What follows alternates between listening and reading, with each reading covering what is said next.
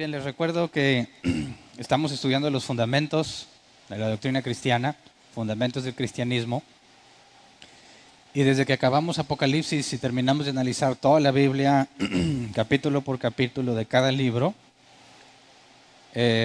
empezamos a estudiar los fundamentos, ¿verdad? Desde la semana pasada. Estuvimos el domingo pasado estudiando la revelación de Dios, qué es, qué implica, y vimos que había dos categorías o dos tipos de la revelación que Dios da al hombre. Una de esas era la revelación natural o general, que es lo mismo, y la otra era la revelación especial. Principalmente el domingo hablé sobre, o me enfoqué más en explicar la revelación natural y demostramos cómo el hecho de que creamos que hay un Dios es perfectamente razonable. Vimos argumentos filosóficos, porque hay algo en lugar de nada, ¿verdad? Estuvimos llevando a las consecuencias lógicas el ir a estar buscando qué fue primero, el huevo o la gallina.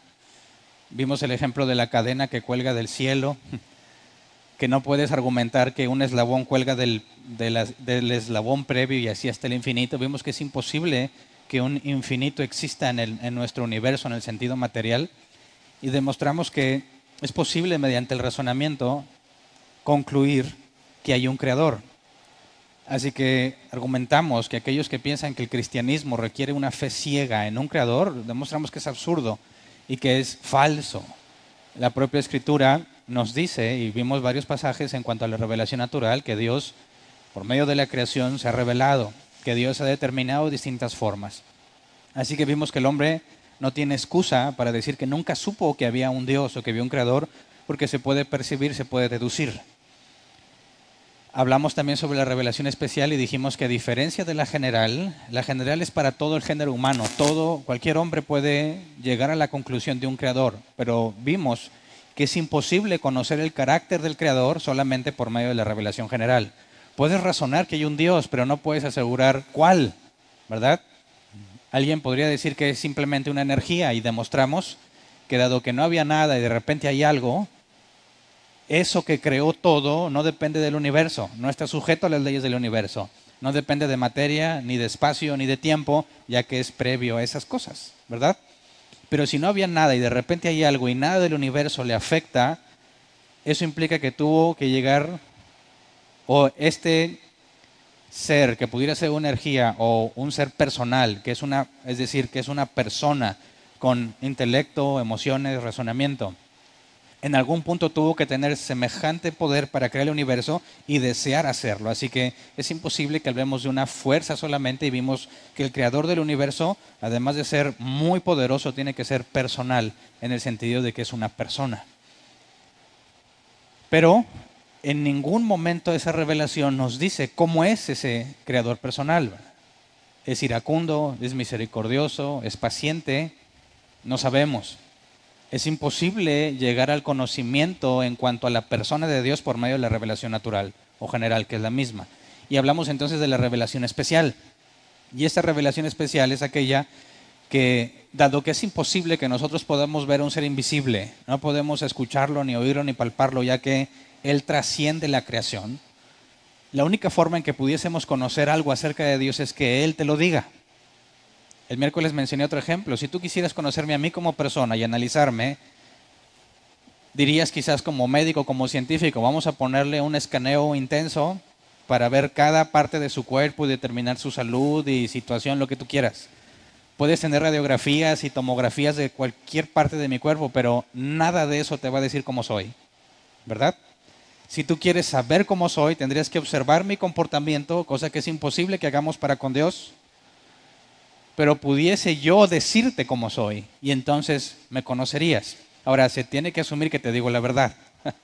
Podría decirte mentiras de mí mismo, y dirías, esto es lo que Hernán es, pero no sabes si te estoy mintiendo. Pero más adelante vamos a analizar si podemos dudar de lo que Dios está diciendo de sí mismo. Pero cuando hablamos, porque estoy haciendo un recuento para lo que vamos a ver hoy, el miércoles nos enfocamos en la revelación especial. Y cuando alguien dice que Dios le reveló algo, y eso que se le reveló no es para todos los hombres, se corre un riesgo muy grande, ¿no? ¿Qué tal si me está mintiendo? ¿Qué tan confiable es esta persona cuando me dice que Dios le dijo algo? Y les recordé a los aquí presentes que hace meses o años, ya no me acuerdo, subí en mi cuenta de Facebook un meme, una imagen con texto, que venía un profeta vestido como en los tiempos antiguos ante un grupo de personas y decía: yo soy el profeta de Dios. Y la gente le decía: ¿y qué dice Dios? Y el profeta decía: Dios dice, denle dinero al profeta de Dios. Y tristemente eso es un mensaje que se publica mucho en las llamadas iglesias cristianas, ¿verdad? Donde te aseguran que si les das dinero a ellos, Dios te lo va a multiplicar. Pero ¿por qué no le contestas que si realmente es verdad que Dios te lo puede multiplicar 10 o 15 veces más, que Él te dé el dinero a ti y que se lo multiplique a Él? No lo hacen. Quieren que tú corras el riesgo, pero ellos no lo corren. Están seguros que funciona, pero ellos no ponen el ejemplo, dándole dinero a cada uno y luego viendo cómo él se vuelve millonario por todo lo que dio a cada una de las personas y cómo Dios lo debió haber multiplicado 10 o 15 veces. Así que cuando hablamos de la revelación especial, en ningún momento la Escritura pide o demanda fe ciega. En ninguna parte de la Escritura se te pide que solamente creas, como muchos pretenden enseñar, o pretenden que la Biblia enseña que tú tienes que tener una fe ciega y que no puedes cuestionar lo que Dios hace, lo cual es totalmente antibíblico. Y el miércoles nos enfocamos en analizar 4 pruebas que Dios da en la Escritura para determinar si el que habla de parte de Dios realmente está hablando de parte de Dios. Y las analizamos a detalle y vimos las razones bíblicas. Nada más te las resumo de manera general. Número 1 era el llamado. Tenían que probar que Dios los había llamado a hacer eso. Y vimos el caso de Isaías, de Ezequiel, de Jeremías. Claramente dicen que habían sido enviados. Y sobre todo, vimos que esa prueba del llamado, hablando de los profetas del Antiguo Testamento, también aplica para el Nuevo Testamento, y que la figura de profeta que teníamos en el Antiguo Testamento desaparece por completo y es instituida una nueva figura, lo que es el apóstol. Y hay requisitos para ser apóstoles. Hoy en día cualquiera puede ser apóstol. Si los cristianos creen en estas supuestas, ¿cómo les llaman? Coberturas, donde una iglesia le da cobertura a otra o a varias y esas a su vez a otras, ellos generaron el propio mecanismo en el cual te puedes convertir en apóstol. Te lo digo porque yo lo viví antes de conocer todo esto que ahora te predico. Hace unos 7 años, 8 años, yo vivía creyendo que eso era verdad, porque creía que quienes me hablaban, supuestamente diciéndome lo que Dios dijo, lo que la Biblia dice, yo creí que eran hombres y mujeres honestos. Después me di cuenta que definitivamente no. Cometí el error de ceder el estudio de la palabra por creer lo que ellos dijeran, que al cabo, pues, ¿qué razón tienen para mentirme? Gran error. Nunca des por hecho algo que alguien dice si no lo examinaste en la Escritura. Porque si ellos te dicen que Dios le dio una revelación especial, pero esa revelación no está en la Biblia, es decir, no encuentra fundamento en la Biblia, es falsa, ya que Dios no se contradice. Dios no se desdice. ¿Me explico? ¿Cómo sabemos eso? Bueno, si Dios es omnisciente, todo lo sabe, y te dice: oye, Hernán, pues denle dinero, no, siémbrenle a aquel. O dile a la gente, mejor me lo pongo para mí mismo, díganle a la gente que te dé dinero. Y yo les digo: oigan, Dios me dijo pues, que si quieren bendición, pues vengan y lo pongan aquí el dinero. Pero no, o sea, no la morralla, que te duela. Y ahí va la gente. Y Dios te va a bendecir, te va a prosperar, créelo. Yo hice ese experimento, por eso te lo estoy diciendo. En una oportunidad que tuve dinero, lamentablemente, porque me habían despedido, y ese dinero decidí ir a sembrar con yo sé que les va a parecer absurdo, pero yo dije: bueno, pues si no tengo trabajo, pero tengo dinero para sembrar en el siervo del Señor y me lo va a multiplicar, ¿qué clase de tonto no lo siembra? Yo. Pero no al no sembrar, sino al ir a sembrar. Fui y sembré, aquí está. Y el que era mi pastor me dijo: Hernán, no te preocupes, esta siembra garantiza la provisión. Le digo: oye, pero tengo que cambiar mi estilo de vida. Yo debo de vivir como si siguiera ganando el sueldo que tenía, o me debo ir a un nivel bajo, ¿verdad? Y ahorrar. Tú sigue viviendo tal cual. Que al cabo ya estaba garantizada la provisión con la siembra. Bueno, no pasó mucho tiempo, me acabé todo el dinero, me cortaron la luz y un montón de cosas. Cuando vas y les dices, oye, ¿qué onda? No funcionó. En ese momento te leen las letras pequeñas de lo que dijeron públicamente, porque ahí aseguraban que tú ibas a ser bendecido si les traías dinero. Y cuando vas a reclamarles el por qué no funcionó, te dicen, es que te faltó fe. De manera que las letras pequeñas es que tienes que tener cierta cantidad de fe para que esto funcione, pero no te lo dicen hasta que te quejas. Entonces surge esta pregunta, ¿Dios dijo que si traías el dinero te iba a bendecir? Y luego dijo, pero lo que no les dije es que dependía de tu fe. Es absurdo. Así que cuando hablamos de las 4 pruebas, porque hoy vamos a hablar sobre la autoridad de la Escritura, estas 4 pruebas nos llevan a determinar que no puedes confiar en alguien que dice que habla de parte de Dios si no cumple esas 4 pruebas. El llamado, tenías que asegurar que realmente Dios te había llamado a eso. Y vimos, voy a empezar a usar el pizarrón, vimos que en el Antiguo Testamento, la figura que normalmente ves, aunque vimos el pasaje de la Escritura que dice que Dios ha hablado muchas veces y distintas maneras, por medio de los profetas, y ahora en estos últimos tiempos ha hablado por medio de su Hijo, lo analizamos a detalle, pero yo voy a resumir que lo que vemos en el Antiguo Testamento es que a pesar de que Dios habló de distintas maneras, por medio de señales, como el caso de Gedeón, por medio de sueños, como el caso de Daniel, directamente como Moisés en el monte, o por medio de teofanías, manifestaciones físicas de Dios. La zarza, cuando Moisés estuvo hablando con la zarza, el varón de Dios que vino a hablar con Abraham y Abraham reconoció y adoró como a Dios. Pero la figura que normalmente vemos, o la principal, son los profetas en el Antiguo Testamento. Y en el Nuevo Testamento son los apóstoles. Ahora, las 4 pruebas que estoy mencionando aplican tanto para el Antiguo Testamento como el Nuevo Testamento. La revelación especial, lo que Dios dio a los hombres al respecto de sí mismo y muchas otras cosas, estaba principalmente, o era transferida principalmente por medio de profetas, por medio de apóstoles. Y vimos el pasaje en Efesios que dice que los profetas y los apóstoles son el fundamento de la iglesia. ¿Por qué? Porque es lo que Dios le dijo a ellos, lo que sabemos acerca de Dios. O sea, lo que podemos conocer acerca de Dios es lo que Dios reveló a estos hombres, y estos hombres a su vez describieron, o alguien muy cercano a ellos lo escribió. Pero si no fueron llamados por Dios, tanto los apóstoles, la Biblia dice que fue Jesús quien escogió a sus 12 y quien los encomendó, ¿verdad? En el caso de los profetas decían, estaba yo, o yo era un hombre que se dedicaba al pastor y a plantar higos y Dios me llamó de ahí. O tenía yo una visión y Dios me habló, se acercó un ángel, me puso un carbón encendido en la boca, me dijo tu pecado es limpiado, y luego Dios le encomendó una tarea. El principal punto, o la principal prueba es que hayan sido llamados por Dios. Nadie puede decirte simplemente porque se le pegó en gana, oye, ahí te va esto de parte de Dios. No. Primero muéstrame que Dios te llamó. La segunda es los milagros.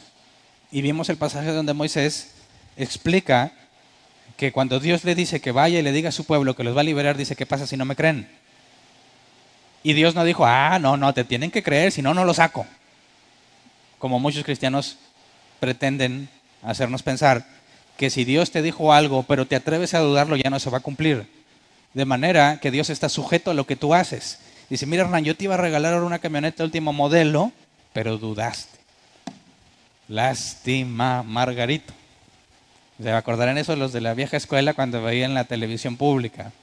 Acá en México, que nos oyen de otras partes. Yo lo tenía, pero pues la regaste. De manera que Dios pierde el atributo de omnipotencia. Ya no hace lo que Él quiere, sino que lo que Él quiere depende de lo que tú le dejes hacer. Y es absurdo, bíblicamente hablando. Así que los milagros son la señal que Dios da al incrédulo. Moisés dijo, ¿qué hago si no me creen? Dijo, bueno, toma la vara que llevas, aviéntala al suelo y se convirtió en serpiente. Tómala otra vez por la cola y se convirtió en vara. Dijo, si no te creen, levanta tu mano, métela al pecho, sácala y va a estar toda leprosa. Si yo fuera Moisés, le digo, no, pues otra señal, ¿verdad? Una que no me afecte. Dijo, mete la mano otra vez, sácala y ya va a estar sana. Dijo, y si te voy a dar una tercera, si no te creen, ve y agarra agua del Nilo, viértela sobre la tierra y se va a convertir en sangre. Con estas 3 señales vas a convencerlos de que yo te envié. Por eso la segunda señal son los milagros.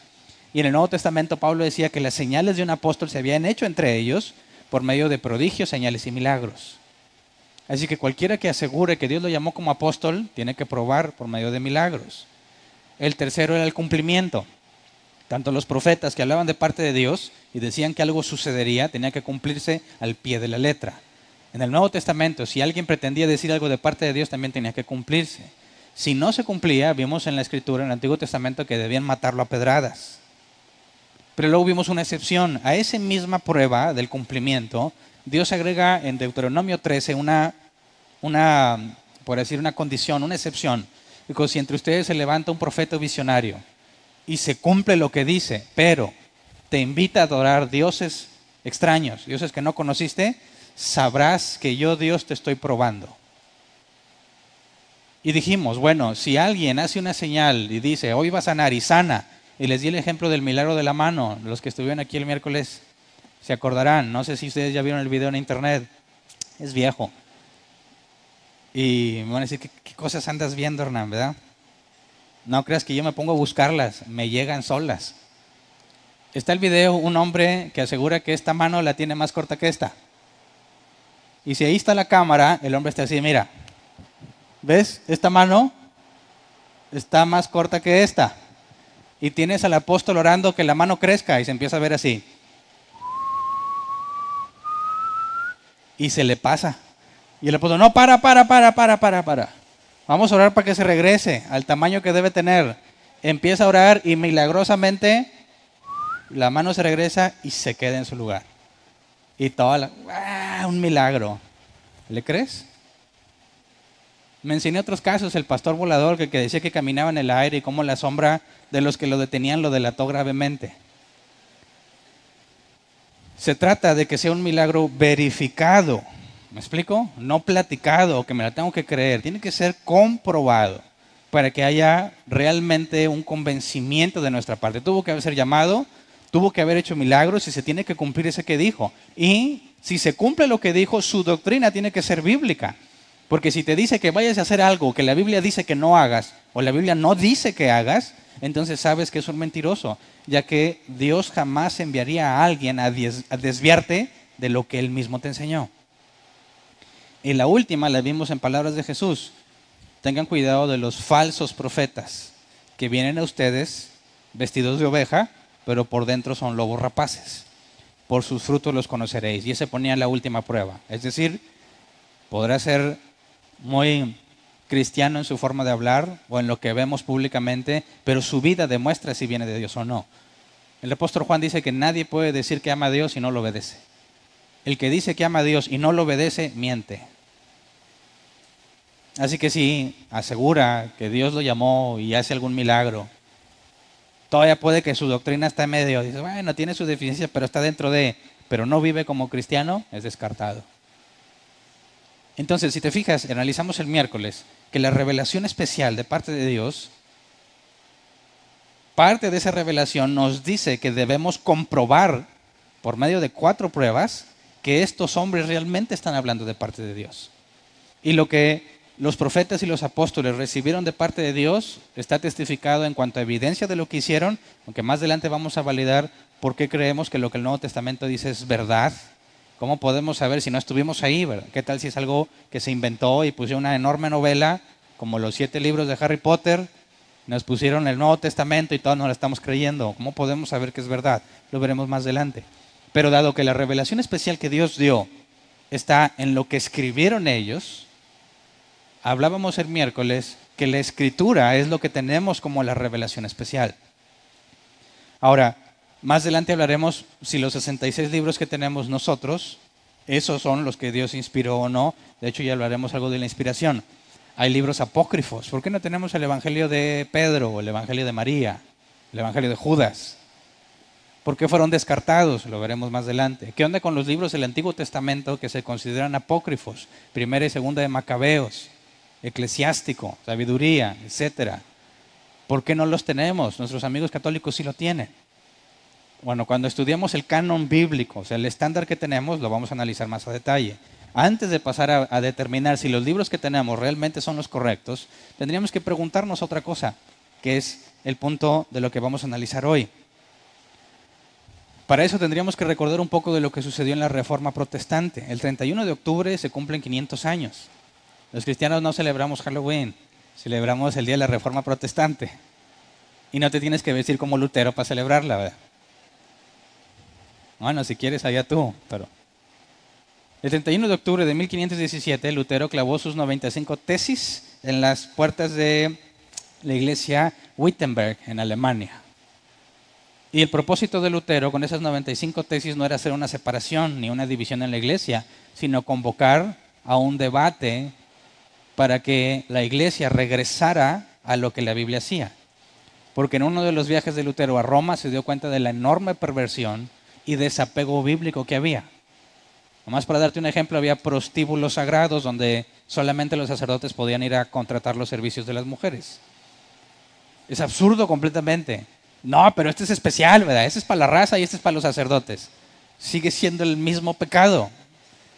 Entonces, Lutero entra en una crisis y empieza a volver a la Escritura y determina en 95 puntos que la Iglesia Católica estaba quebrantando, hablando en cuanto a la Escritura. Ahora, ya dado que la intención de Lutero no era provocar una división, ahora que ha pasado el tiempo sabemos que sí era la intención de Dios. El haber usado eso para provocar la Reforma Protestante, de la cual hoy somos parte, y que lamentablemente la mayoría de los cristianos en nuestro país desconoce. Lamentablemente muchos del cristianismo actual, en nuestro país principalmente, dicen que no hay ningún problema, que somos lo mismo católicos y cristianos, nada más que tenemos costumbres diferentes. Y hay cantantes que promueven esa unidad. Marcos Witt, Jesús Herán Romero, los más famosos por acá. Ignoran precisamente temas como los que vamos a estar analizando, no para dejar en mal a nuestros amigos católicos, sino para entender que la Reforma Protestante, la palabra reforma era volver a su forma original, a lo que la Biblia dice. Y si nosotros tenemos en la Escritura la revelación especial de Dios, no hay ninguna razón válida para ignorarla, para pasarla por alto o simplemente para tomarla como si no fuese importante. La principal causa de la Reforma, o el principal punto de Lutero, fue la fe sola, lo que tenemos como sola fe. Sola fe está de aquel lado. Es decir, tus buenas obras no te llevan al cielo, lo que requieres es fe, solamente fe. Pero la sola fe no significa que la fe está sola. Es decir, si tú lees la carta de Santiago, vas a darte cuenta, que la fe sin obras es muerta. Por eso mencionaba hace poco que el apóstol Juan decía que quien dice que ama a Dios pero no lo obedece, miente. Si tú dices que tienes fe en Dios pero no vives como Dios dice que debes de vivir, mientes. Así que sola fe hace referencia a que la fe genuina es lo único que se requiere para salvarte, porque así lo dice la Biblia. Y que las obras que tú hagas, aunque va a haber recompensa, porque la Biblia lo dice, que la obra de cada uno será pasada por fuego y se recibirá recompensa, la recompensa no es la salvación. Tú no eres salvo por obras, la Biblia es clara en cuanto a eso, nadie es salvo por las obras. No depende del que quiere ni del que corre, sino de Dios que tiene misericordia. Pero una verdadera fe va acompañada de obras. Ahora, ese era, digamos, el tema principal, pero detrás de eso había un problema más grave, aunque no era muy perceptible para todos, y es el punto de la autoridad. En las cosas de Dios y la revelación especial, ¿cuál es la máxima autoridad que tenemos? Lutero tenía que admitir públicamente que su doctrina era contraria a lo que la Iglesia había establecido en concilios previos. ¿Alguien no sabe lo que es un concilio? Levante la mano para explicarlo. Bueno, hay algunos que no saben.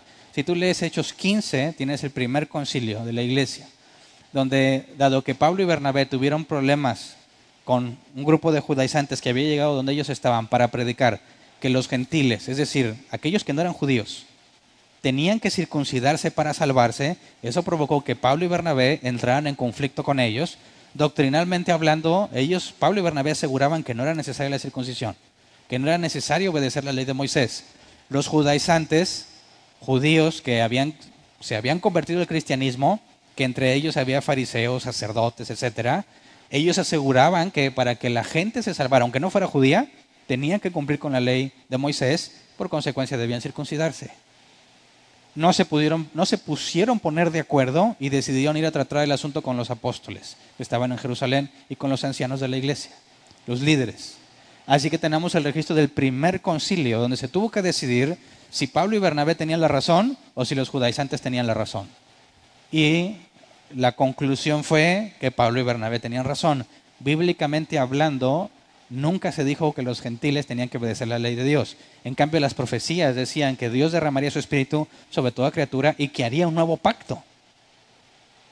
Así que se concluyó y se mandó el mensaje a todas las iglesias de que no tenían por qué obedecer la ley de Moisés. Eso es un concilio. En los tiempos de Lutero hubo más concilios. Antes de la Reforma ya había sucedido el concilio de Nicea y otros, que si no me equivoco fue donde declararon herejía el arrianismo. ¿Se acuerdan que ya analizamos qué era el arrianismo? Para no consumir más tiempo no lo explico ahorita, pero le decían a Lutero, tú vas a tener que reconocer que lo que tú afirmas en cuanto a la fe como salvadora solamente, estás consciente de que contradice lo que han dicho concilios anteriores y que contradice lo que el Papa había dicho. Ahora, en ese tiempo y hoy en día también, la Iglesia Católica afirma que la Biblia no es la única autoridad con respecto a la revelación especial de Dios. La Iglesia Católica afirmaba en ese entonces y hoy en día que la autoridad la componen tres partes: las Escrituras, la tradición y lo que le llaman el magisterio. ¿Qué es el magisterio? Es el Papa y los obispos que tienen comunión con él. Ellos dicen, y no lo estoy inventando, ni los estoy haciendo falsas acusaciones, tú puedes entrar en cualquier página católica que habla de eso y te vas a encontrar esto. Según los católicos, el Papa y los obispos que tienen comunión con él son infalibles, es decir, no pueden equivocarse cuando dicen algo en materia de fe o de moral. Infalibles. Cuando hablan de términos de la fe o de la moral, nunca se equivocan. Así que el magisterio, en este caso el Papa y los obispos que tienen comunión con él, están al mismo nivel, según los católicos, que la Escritura. Y aparte la tradición, ¿qué es lo que la Iglesia hacía? Bueno, eso también tiene el mismo nivel. Lutero decía que eso era incorrecto. Dado que Lutero basó sus conclusiones en la Biblia, tenemos lo que se llama solo escritura o sola escritura en latín, que implica que solo la Biblia es la máxima autoridad. Y aunque los concilios son útiles y lo que el magisterio pueda decir es útil, nunca, bajo ninguna circunstancia, tienen el mismo nivel de autoridad que la Escritura. ¿Por qué? Se supone que los protestantes estamos de acuerdo en eso. Sin embargo, tú te vas a encontrar a muchos cristianos que cuando les digas, oye, ¿sabías que la Biblia dice así y tú estás haciendo lo contrario? Te dicen, ¿cómo te atreves a dudar del apóstol? ¿Cómo te atreves a dudar del profeta? Para empezar, los profetas del Antiguo Testamento ya no existen en el Nuevo Testamento, ni en nuestros días. Cualquiera que se quiera dar oficio de profeta en nuestros días, solo demuestra lo mucho que ignora la Escritura. Pero Lutero tenía que reconocer que contradecía la Iglesia y que contradecía el Papa. Era una problemática muy grande en aquel entonces. La crisis que se generó era decir, ¿cómo se atreve Lutero a ir en contra o a cuestionar lo que la Iglesia ha determinado, según la tradición, y lo que el Papa dice? Y muchos cristianos dicen lo mismo hoy en día. ¿Cómo te atreves a ir en contra de lo que siempre hemos hecho? ¿Verdad? ¿Cómo te atreves a cuestionar de lo que el apóstol dijo? O de lo que el pastor dijo, lo que el apóstol, yo iba a decir apóstata, pero lo que el profeta dice. Dice, oye, pero mira lo que la Biblia dice. Sí, pero mi apóstol es mi apóstol. Bueno, ¿entiendes por qué se sienten tan afines a nuestros amigos católicos? Porque han trasladado la autoridad de la Escritura y la han puesto sobre su apóstol. Que no todos los apóstoles están de acuerdo, cada quien enseña lo que le gusta. Así que ellos lo tradujeron peor, o sea, de perdido, la Iglesia Católica dijo, este es el Papa, ¿verdad? Para todos, y estos son los obispos principales. No, los cristianos han dicho, este es el mío, y estos son mis líderes, y estos son los que son infalibles. Y si te vas a otra iglesia, dicen, no, los míos son los infalibles. Ellos se contradicen, entre los papas se contradicen. La tradición de la iglesia contradice la escritura y todos, sin embargo, piensan que todos son infalibles. Cuando nosotros tenemos las 5 solas, llamadas las 5 solas de Lutero, estamos diciendo que estamos de acuerdo con lo que Lutero hizo en aquel entonces. No con toda la vida de Lutero, ni con toda la enseñanza de Lutero, sino en cuanto a lo que motivó la Reforma Protestante. Somos opuestos, doctrinalmente hablando, católicos y protestantes. El error de muchos protestantes es que ignoran gravemente la Escritura y han llegado a concluir igual que nuestros amigos católicos y se sienten afines y dicen, ¿por qué? ¿Por qué somos dos grupos distintos? Vamos a hacer un megagrupo, lo importante es que nos amemos, lo cual es muy grave. La ignorancia da mucha seguridad, ¿verdad? Mientras más seguro estás, a veces, no siempre, pero mientras más seguro estás, más demuestra lo ignorante que eres, ¿verdad? Porque mientras más sabes, más consciente estás de lo mucho que ignoras, ¿verdad? Pero bueno, el asunto es que durante lo que le llaman la dieta de Worms, quien haya leído sobre el tema sabe, y yo quiero aclarar aquí, número uno, lo que he dicho en lo que he dicho en años de estar predicando ante ustedes, que yo no tengo formación profesional o no soy un teólogo formal. Yo no fui a un instituto bíblico. Si Dios permite más adelante iré. Me gustaría mucho ir a Estados Unidos, a Alemania, a estudiar allá. ¿Por qué aquí no? Aquí no he encontrado ni uno que se apegue a la Escritura. A lo mejor hay, pero ahorita no lo he encontrado. Así que esto que te estoy diciendo no me lo inventé yo, ¿verdad? Ni todo fui y consulté los libros originales. Estoy usando muchas herramientas que hay en internet de personas que yo he analizado su doctrina, considero confiables porque lo que dicen está pegado en la Escritura y los puedo mencionar para que muchas de las cosas que menciono y voy a seguir mencionando no son de mi autoría. Son textos o fragmentos de distintas partes y de distintos predicadores y autores de libros que yo he armado para explicarlo de manera simple. Puedo hablarte de R.C. Sproul, ¿lo conocen? Robert Campbell Sproul, Ministerios Ligonier. Puedes buscarlo, hay mucha información muy útil. John Piper, Desiring God se llama el ministerio. John MacArthur, Gracias a vosotros, Grace to You, el ministerio. Paul Washer, de acá del lado latinoamericano, Sugel Michelén, no me acuerdo cómo se llaman los demás. De la historia del cristianismo, Spurgeon, Lutero, Calvino, Jonathan Edwards. Muchos autores de los que he leído y saco fragmentos, no porque les crea a ellos, sino porque lo veo pegado a la Escritura. Así que cuando te hablo de la dieta de Worms, quiero aclararlo porque cuando yo leí la dieta de Worms, dije, ¿qué es eso? ¿Se pusieron a dieta todos? ¿Qué tiene que ver eso con Lutero y la Reforma? Así que tuve que empezar a investigar, bueno, ¿qué es la dieta de Worms? Para empezar, worms en inglés son lombrices. Dices, la dieta de lombrices. Dices, qué asco, ¿qué estaban comiendo? Pero necesitas investigar, y cuando aquí dice Worms se refiere al lugar donde se celebró esta dieta, Alemania, Worms, Alemania. Y la palabra dieta hace referencia no a lo que nosotros conocemos como dieta, sino a una asamblea de los príncipes del Sacro Imperio Romano Germánico. Una especie de concilio. Y ese concilio estaba preparado que se efectuara del 28 de enero al 25 de mayo de 1521. Y en la dieta de Worms, en esa asamblea, se pedía que el Martín Lutero se retractara déjame ver el número exacto, 41 de sus 95 tesis, porque contradecían directamente lo que enseñaba la tradición y lo que decía el Papa. Ahora, del 16 al 18 de abril de ese año, durante la dieta de Worms, Martín Lutero tuvo que hablar ante todos los principales personajes de aquel entonces y en lugar de retractarse, defendió su postura con una actitud protestante. De ahí vienen los protestantes. Durante su defensa, dado que esto era una crisis muy grave, ¿quién se atreve a dudar? Yo sé que muchos de los que están aquí hicieron su mini Lutero donde se congregaban, ¿verdad? Tuvieron que ir a la Biblia y dijeron, oye, qué mentira. Lo que me están enseñando es una enorme mentira. Y estoy seguro, como también fue mi caso, que en lugar de decir, vamos a partir la iglesia, fueron y le dijeron a sus líderes, mira lo que la Biblia dice. Haz la corrección, vamos a hacer las cosas bien. ¿Y cómo les fue? No estarían aquí, ¿verdad? Creo que solo un caso que yo he conocido de muchos, incluyendo mi propio caso, solo uno, no los expulsaron, sino le dijeron, ve donde te parezca mejor.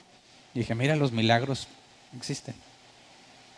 Casi en todos los lugares y todas las historias de muchos de ustedes que conozco y otros, terminan peleados, expulsados, llamados hijos del diablo y hasta malditos. Les echan maldiciones y casi le avientan la gallina muerta a su casa. Fíjate bien, tuviste que llegar, y lo debes de saber por experiencia propia, tuviste que llegar a la misma situación que Lutero enfrentó, aunque en mucho más bajo nivel de escala, ¿verdad? Tienes que decir, ¿a quién le creo? ¿Al apóstol? ¿A lo que siempre se ha hecho en la iglesia o a lo que la Biblia dice? Porque como son contradictorias con lo que la Escritura dice, o sea, lo que siempre ha hecho la iglesia y lo que el apóstol o el profeta, lo que dice, el nombre que le quieras poner o patriarca, eso contradice la Escritura, así que es imposible que las dos sean verdaderas al mismo tiempo, porque la ley de no contradicción dice que no puede ser A y no A al mismo tiempo, en el mismo sentido y en la misma dirección. Es imposible que las dos cosas sean verdaderas, así que hay que determinar quién es la máxima autoridad. Y en esa crisis, durante su defensa, voy a leer lo que Lutero, traducido en nuestro idioma, dijo, en cierta forma. Dice, a menos que se me convenza por testimonio de la Escritura o por razones evidentes, puesto que no creo en el Papa ni en concilios solos, ya que está claro que se han equivocado con frecuencia y se han contradicho entre ellos mismos, estoy encadenado por los textos de la Escritura que he citado y mi conciencia es cautiva de la palabra de Dios. No puedo ni quiero retractarme en nada porque no es seguro ni honesto actuar contra la propia conciencia. Que Dios me ayude. Amén. ¿A qué se refiere con que Dios me ayude? Amén. Porque su vida estaba en juego. Si era declarado hereje, lo mataban, como a predecesores siglos antes. Así que lo que Martín Lutero dijo en pocas palabras es solo Escritura. Sola Escritura. No los papas, no la tradición, no los concilios, solo la Biblia. ¿Por qué? ¿Estaba diciendo que los concilios no valen? O sea, lo que sucedió en Hechos 15 no vale. No, no está diciendo que no vale. Está diciendo que en ninguna forma tiene el mismo nivel de autoridad que la Escritura. ¿Me explico? ¿Estás de acuerdo o no? Los católicos romanos consideraron que es un error, y siguen considerando hoy en día, que es un error el decir que es sola Escritura. Aseguran que es incorrecto. Que en la sola Escritura no te sirve de nada si no tienes la tradición y no tienes el magisterio. Porque ellos aseguran que el magisterio, o sea, el Papa y los obispos, son los únicos que pueden interpretar correctamente la Biblia. Y tú dices, oye, esto es lo que yo entendí, ¿te lo dijo algún Papa o algún obispo? No, estás mal. Oye, pero dijimos lo mismo. Entonces estás bien. Nuestros amigos judíos ortodoxos son iguales. Y tú dices, mira lo que encontré en la Escritura, ignóralo, olvídate de eso. ¿Por qué? ¿Te lo dijo un rabino? No, está mal. Es igual. Está prohibido que tú solo interpretes la Escritura. Aseguran que solo la Escritura es un grave error. Necesitas que alguien autorizado por Dios, el Papa y los obispos, te diga lo que dice. Si no, tú no puedes saber. Y aparte tienes la tradición. Así que, ¿qué crees? Si hoy en día se reuniera un concilio de todo el mundo y se reunieran los cristianos de ahora y determinaran juntos que el matrimonio gay es bíblico, ¿qué opinas? ¿Dios habló o no? Y a ver, ¿cómo llegaste a esa conclusión? ¿Está en la Biblia? No, ¿por qué la voy a creer? ¿Está en la Biblia? Sí, entonces ¿para qué hiciste tu concilio? Si ahí está, ¿verdad? Ahora, si el Papa declara algo hoy en día, ¿esa declaración es infalible? ¿Tiene la misma autoridad que la Escritura? Déjame leerte lo que el Papa Pío XII declaró en 1 de noviembre de 1950. Dice, Papa Pío XII declaró el dogma de la asunción de la Santísima Virgen en cuerpo y alma al cielo. Leo textualmente, dice, de tal modo la augusta Madre de Dios, misteriosamente unida a Jesucristo desde toda la eternidad, con un mismo decreto de predestinación, inmaculada en su concepción, virgen sin mancha en su divina maternidad, generosa socia del divino Redentor, que obtuvo en pleno triunfo sobre el pecado y sobre sus consecuencias, al fin, como supremo coronamiento de sus privilegios, fue preservada de la corrupción del sepulcro y vencida la muerte como antes por su Hijo, fue elevada en alma y cuerpo a la gloria del cielo, donde resplandece como reina a la diestra de su Hijo, Rey inmortal de los siglos. ¿De dónde lo sacaron? No de la Escritura. Ahora ellos dicen, esto es un dogma. ¿Sabes lo que significa dogma? Es algo que a fuerza tienes que creer. No puedes dudar. ¿Por qué? Porque el magisterio lo dijo. Por eso nuestros amigos católicos no pueden poner en duda que María, a pesar de que no hay ninguna referencia en la Escritura, y a pesar de que la propia María se refería al producto que iba a tener el bebé como su salvador, María se reconocía pecadora. Y aquí nos dicen que fue inmaculada desde su concepción. Y luego que es puesta como reina en el cielo a la diestra de Jesús.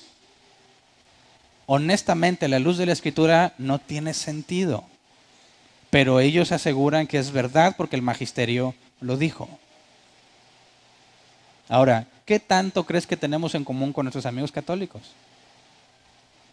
Doctrinalmente somos opuestos. Opuestos. Entonces, ¿por qué la Biblia debe ser la máxima autoridad? ¿Por qué? Nosotros nos hemos dicho siempre que aquí somos una iglesia bíblica. Determinamos que lo verdadero es verdadero porque la Biblia lo fundamenta. Y lo falso es falso porque no hay fundamento bíblico.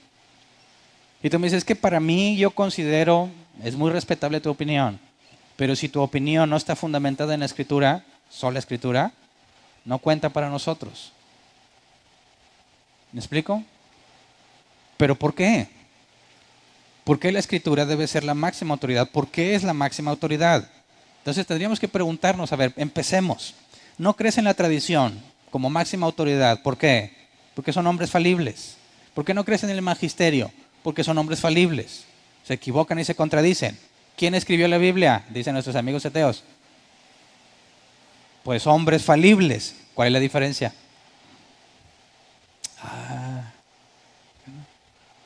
Hombre, se pasó Lutero. ¿Cómo no se le ocurrió esa?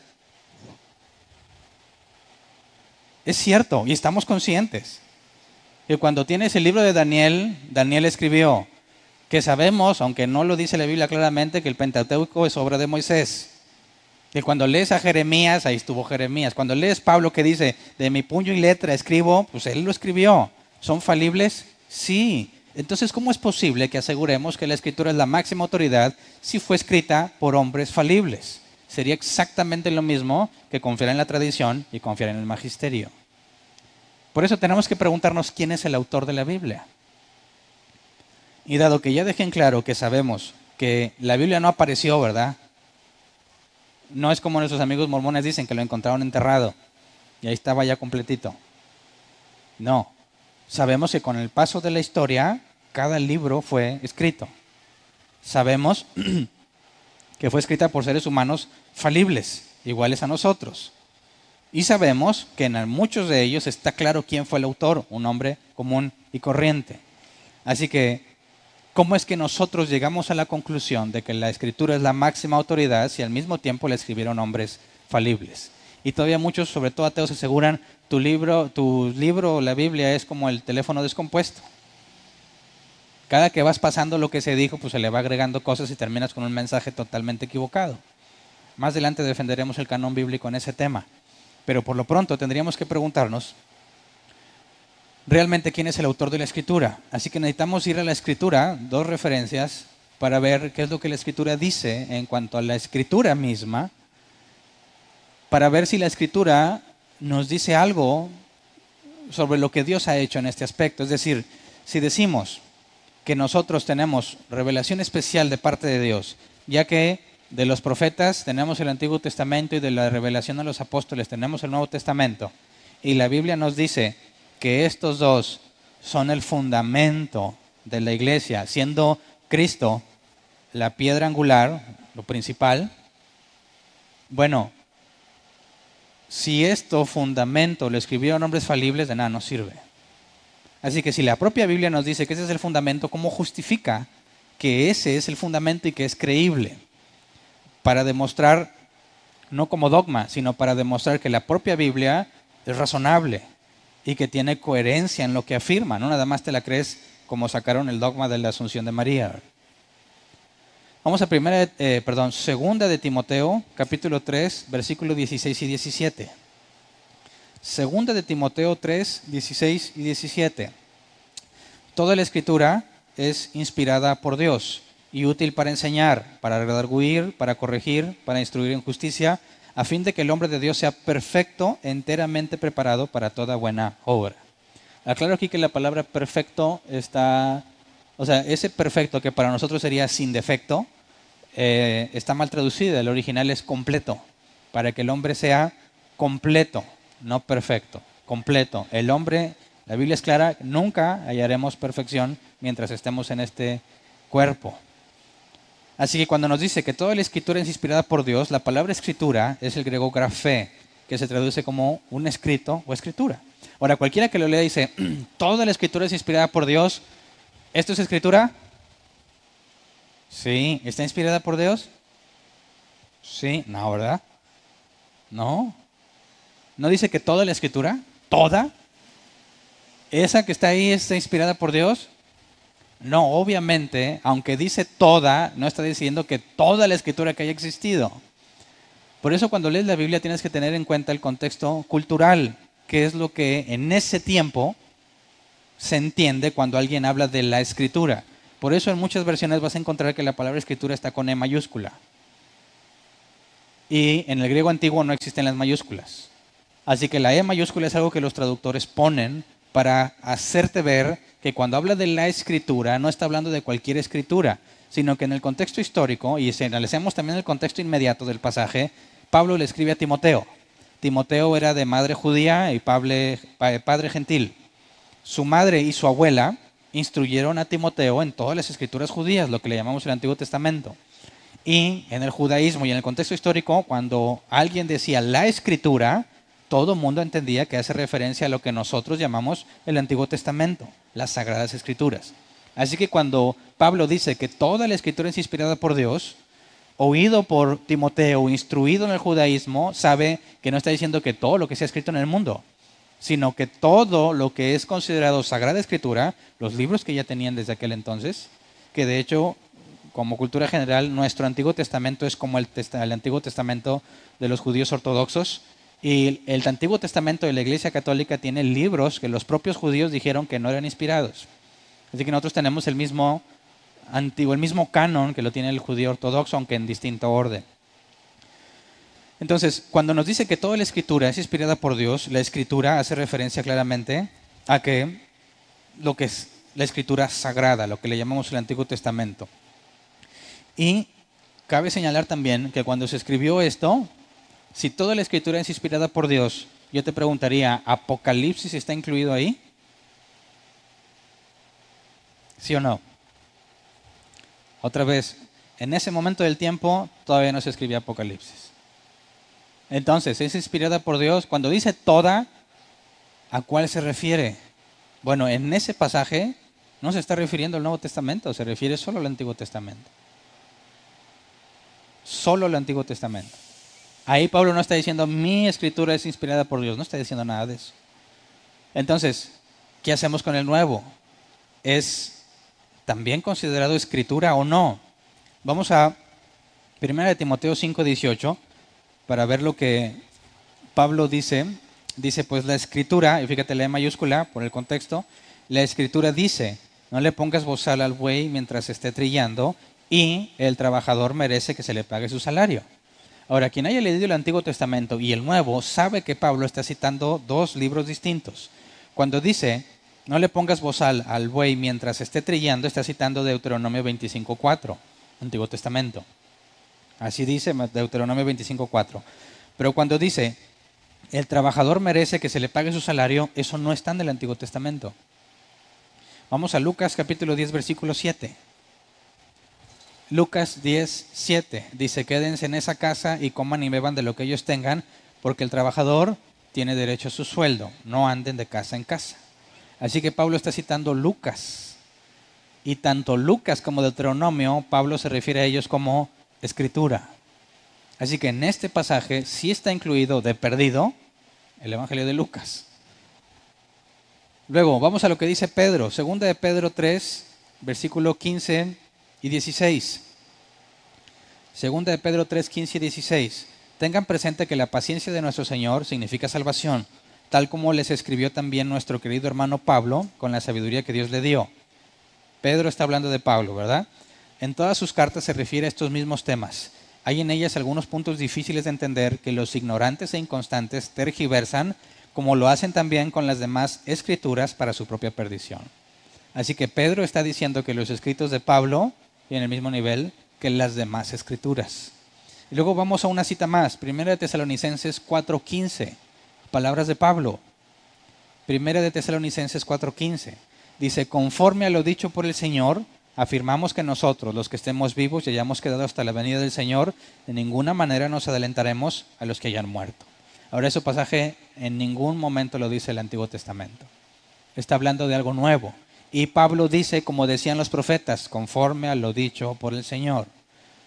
Así que vemos que Pablo también está diciendo o escribiendo cosas de revelación especial, no de algo que simplemente él quiso escribir. Entonces, cuando habla de que la Escritura es inspirada por Dios, todavía no vemos lo que es inspirada, pero en la Escritura vemos que específicamente en el pasaje primero que leímos habla del Antiguo Testamento. Y luego te doy evidencia de que también en el Nuevo Testamento tienes esta, Dios dijo, o esta consideración del nivel de la Escritura. Y en Apocalipsis dice que al que le agregue este libro se le agregarán las plagas, y el que le quite se le quitará su parte del árbol de la vida. Si tú te vas a Deuteronomio, dice lo mismo. Si alguien le agrega estos mandamientos, Dios lo va a maldecir. Si alguien le quita, Dios le va a maldecir. El mismo criterio para la Escritura. Es algo que no se debe modificar porque proviene de Dios. Pero ¿cómo es que proviene de Dios? ¿Qué significa ser inspirada por Dios? Regresémonos a 2 de Timoteo 3, 16 al 17. Dice, toda la Escritura es inspirada por Dios.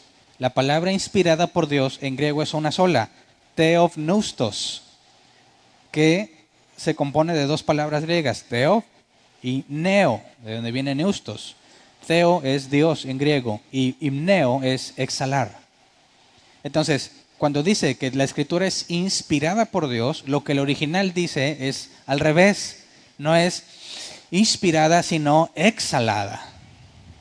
Por eso cuando me preguntan, Hernán, ¿cuál versión en español es la verdadera palabra de Dios? Ninguna. Ninguna. Lo que Dios inspiró es el original, no lo que estamos leyendo actualmente. ¿Me explico? Así que si yo te estoy leyendo algo de la NBI y dices, ¡qué hereje! ¿Por qué no lee la Reina Valera 60? Esa es la buena. No, también tiene errores en la traducción. También dice que es inspirada por Dios en la Reina Valera 60. El original dice que es exhalada. Ahora hay que entender a qué se refiere esta palabra cuando dice que es exhalada. Cuando vamos a hablar, todos tenemos que hacer esto. Tomas aire y mientras estoy hablando, estoy exhalando el aire que tomé. Así que hablar de que Dios exhaló la palabra implica que es palabra de Dios. Tiene su origen en Dios. ¿Me explico? No puedes hablar si no exhalas. Y en el sentido de lo que se está escribiendo, toda la palabra o toda la escritura es inspirada por Dios, está diciéndonos que a fin de cuentas todo lo que está escrito es algo que Dios dijo. Así que estos que la escribieron no escribieron lo que ellos quisieron, sino lo que Dios dijo. ¿Me explico? Cuando hablamos del concepto, la inspiración divina, en realidad el término técnico es la exhalación divina, porque es algo que Dios exhaló de su boca, es algo que Él dijo. Por eso a la Biblia le decimos la palabra de Dios. ¿Me explico? Todos saben que le dicen la palabra de Dios, pero casi nadie sabemos por qué. Es la palabra de Dios. Bueno, precisamente por lo que aquí dice, es exhalado, es lo que se requiere para hablar. Ahora, si fue inspirada por Dios, en el concepto teológico, si es palabra de Dios, ¿cómo es que lo hizo por medio de hombres que se equivocan? ¿Qué tal si Dios le dijo algo y luego Pablo dijo, pues como que entendía así, pues así le escribo? Y yo dijo, no, eso no es lo que yo quería decir. Pero pues ya lo escribió, ni modo, se va el error. ¿Qué hace Dios ante eso? ¿Qué influencia tiene Dios en esa parte? Antes, bueno, para poder explicar eso vamos a lo que dijo Pedro. Segunda de Pedro, capítulo 1, versículo 20 al 21. Segunda de Pedro 1, 20 al 21 dice, ante todo tengan muy presente que ninguna profecía de la Escritura surge de la interpretación particular de nadie. O sea, no es de su propia cosecha, ¿verdad? Ni tampoco lo puede ser hoy en día. Ojo, esto es muy importante. Hay cristianos que dicen, yo ya soy cristiano y estoy esperando que toda mi familia se convierta. ¿Qué te hace esperar eso? Porque la Biblia dice, cree en el Señor Jesucristo y serás salvo tú y toda tu casa. Dice, y yo lo creo. Hay que leerle este pasaje. ¿Por qué? Porque la interpretación que él está dando a ese pasaje es su propia interpretación. Ya que si tú lees ese capítulo en el libro de los Hechos, te vas a dar cuenta que ese es un diálogo entre Pablo y el carcelero. Y que se lo dijo al carcelero, no a ti que lo estás leyendo, ¿verdad? Se lo dijo al carcelero. Y unos versículos después se cumplió. Él y toda su casa se bautizaron. No te está diciendo que es una promesa para ti. Es algo que Dios le dijo a través de Pablo al carcelero y se cumplió en ese momento. Otra, yo sé, bueno, más yo tengo planes de bien, ¿no? ¿Cómo dice ese? Planes de bien y no de mal, no me acuerdo cómo va ese pasaje.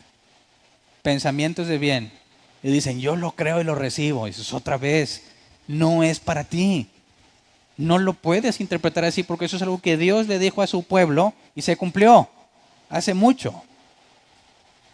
No puedes decir, aquí está hablando, no, y David venció a Goliat. Amén, yo soy David y ya vencí a Goliat. No, ya se cumplió y tú definitivamente no eres David. Y tu problema en tu casa, tu esposa o el trabajo no es Goliat. ¿Me explico? Tienes que entender claramente que en muchos casos sí hay cosas al lector, ¿verdad? Si tú crees con gracia, la gracia de Dios y la fe salvadora, puedes decir como Pablo, me espera la corona de gloria por la confianza que tienes en Dios. Pero no todo lo que lees en la Escritura es algo que Dios te está diciendo a ti. Y por favor, no imites a la práctica que nace en el catolicismo que se llama lectio divina. Yo sé que por nombre no te es familiar, pero cuando te digo que consiste en decir, Señor, agarras la Biblia y la pones así. Ya con las digitales no se puede. Pero si tú agarras la Biblia así escrita y la abres con las hojas hacia arriba, dices, Señor, háblame, muéstrame cuál es tu palabra. Entonces, sin ver, abres la Biblia y pones el dedo. Y Judas se ahorcó. ¿Eso es lo que Dios tenía para tu vida? O bueno, un poco más modernos, el pan diario en las mesas, ¿verdad? ¿Quién tenía? Bueno, ¿quién tiene todavía su pan diario? Saca las pedradas, por favor. Allá afuera, porque no salpiquen aquí. Dicen, tienes una compilación de puros versos chidos, ¿verdad? No dice nada feo, ¿verdad? No dice, he aquí enviaré destrucción. Dice, he aquí enviaré destrucción. Y lo que no coma el saltón se lo comerá el revoltón. Porque ha sido pueblo rebelde y necio. Eso no te va a motivar. No lo ponen, pero dicen, ¿cuál es lo que Dios tiene para mí hoy? Sacan el papelito. Y se lo adjudican como si fuera ellos. Eso es lectio divina. Es algo especie de, como brujería. Digo, depende de ti a fin de cuentas determinar si Dios te lo dijo o no, ¿verdad? Y dice, Señor, ¿qué hago, Señor? ¿Qué hago con mi vida? Judas se ahorcó. No, esto no puede ser de Dios, ¿verdad? Este no es Dios, este es el diablo. Y te enviaré a las naciones. Amén. Dios me habló. Aquí Dios me habló. Si te fijas, eres tú a fin de cuentas quien va a determinar si eso era de Dios o no. Por eso es absurdo. Por eso es brujería. Ahora, Pedro nos dice, ante todo tengan muy presente que ninguna profecía de la Escritura surge de la interpretación particular de nadie.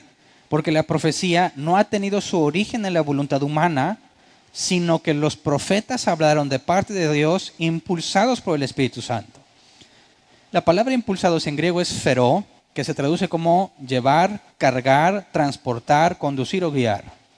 Fíjate bien, ¿qué es lo que está diciendo Pedro? Los profetas hablaron no de su propia voluntad, no lo que ellos quisieron. Pablo nos dijo es exhalación divina, lo que Dios dijo. Ahora, ¿cómo? ¿Qué tal si oí mal? ¿Qué tal si me equivoqué y en lugar de una letra puse la otra? ¿Qué tanto está Dios sujeto al error humano? Esto lo resuelve. Fueron movidos, guiados, cargados, transportados, conducidos por Dios, tanto en lo que escribieron como en lo que dijeron. Así que es un error pensar que Dios dijo y el otro dijo, pues ahí va, más o menos lo que entendí. No, pues vi un querubín con 4 alas lleno de ojos y una rueda que se movía. ¿Es qué? ¿Estaba drogado? Está narrando en un vocabulario muy antiguo lo que quizás hoy diríamos de otra forma, ¿verdad? Se ve como que trae un control de PlayStation y por Bluetooth se mueve el otro. Como que están intercomunicados. Usarías un vocabulario muy distinto que el que en aquel entonces harían. Ahí tú dices, se ve como bronce bruñido. Acá dirías, tenía como luces LED. Te fijas, el vocabulario es muy distinto. Y si te hablo de bronce bruñido, no me vas a entender. Léele una versión más actual, le va a decir bronce al rojo vivo, por el fuego. Pero si yo te digo, no, se veían LED rojos y amarillos y se veía matón, se te queda clara la idea de qué estoy hablando. Así que están escribiendo en un lenguaje natural lo que vieron, pero en ningún momento Dios los dejó a su criterio, sino que por medio del Espíritu Santo Dios controló lo que estos hombres escribían. Ahora, de aquí se desprenden 2 problemas. Y muchos cristianos piensan, como algunos ateos y opositores, que la revelación de Dios entonces fue mecánica o un dictado. Yo he conocido y yo mismo creí siempre, muchos años, que la revelación o la inspiración divina había sido un dictado. Así como de repente Dios te decía, escribe esto, una hoja rápido, papel.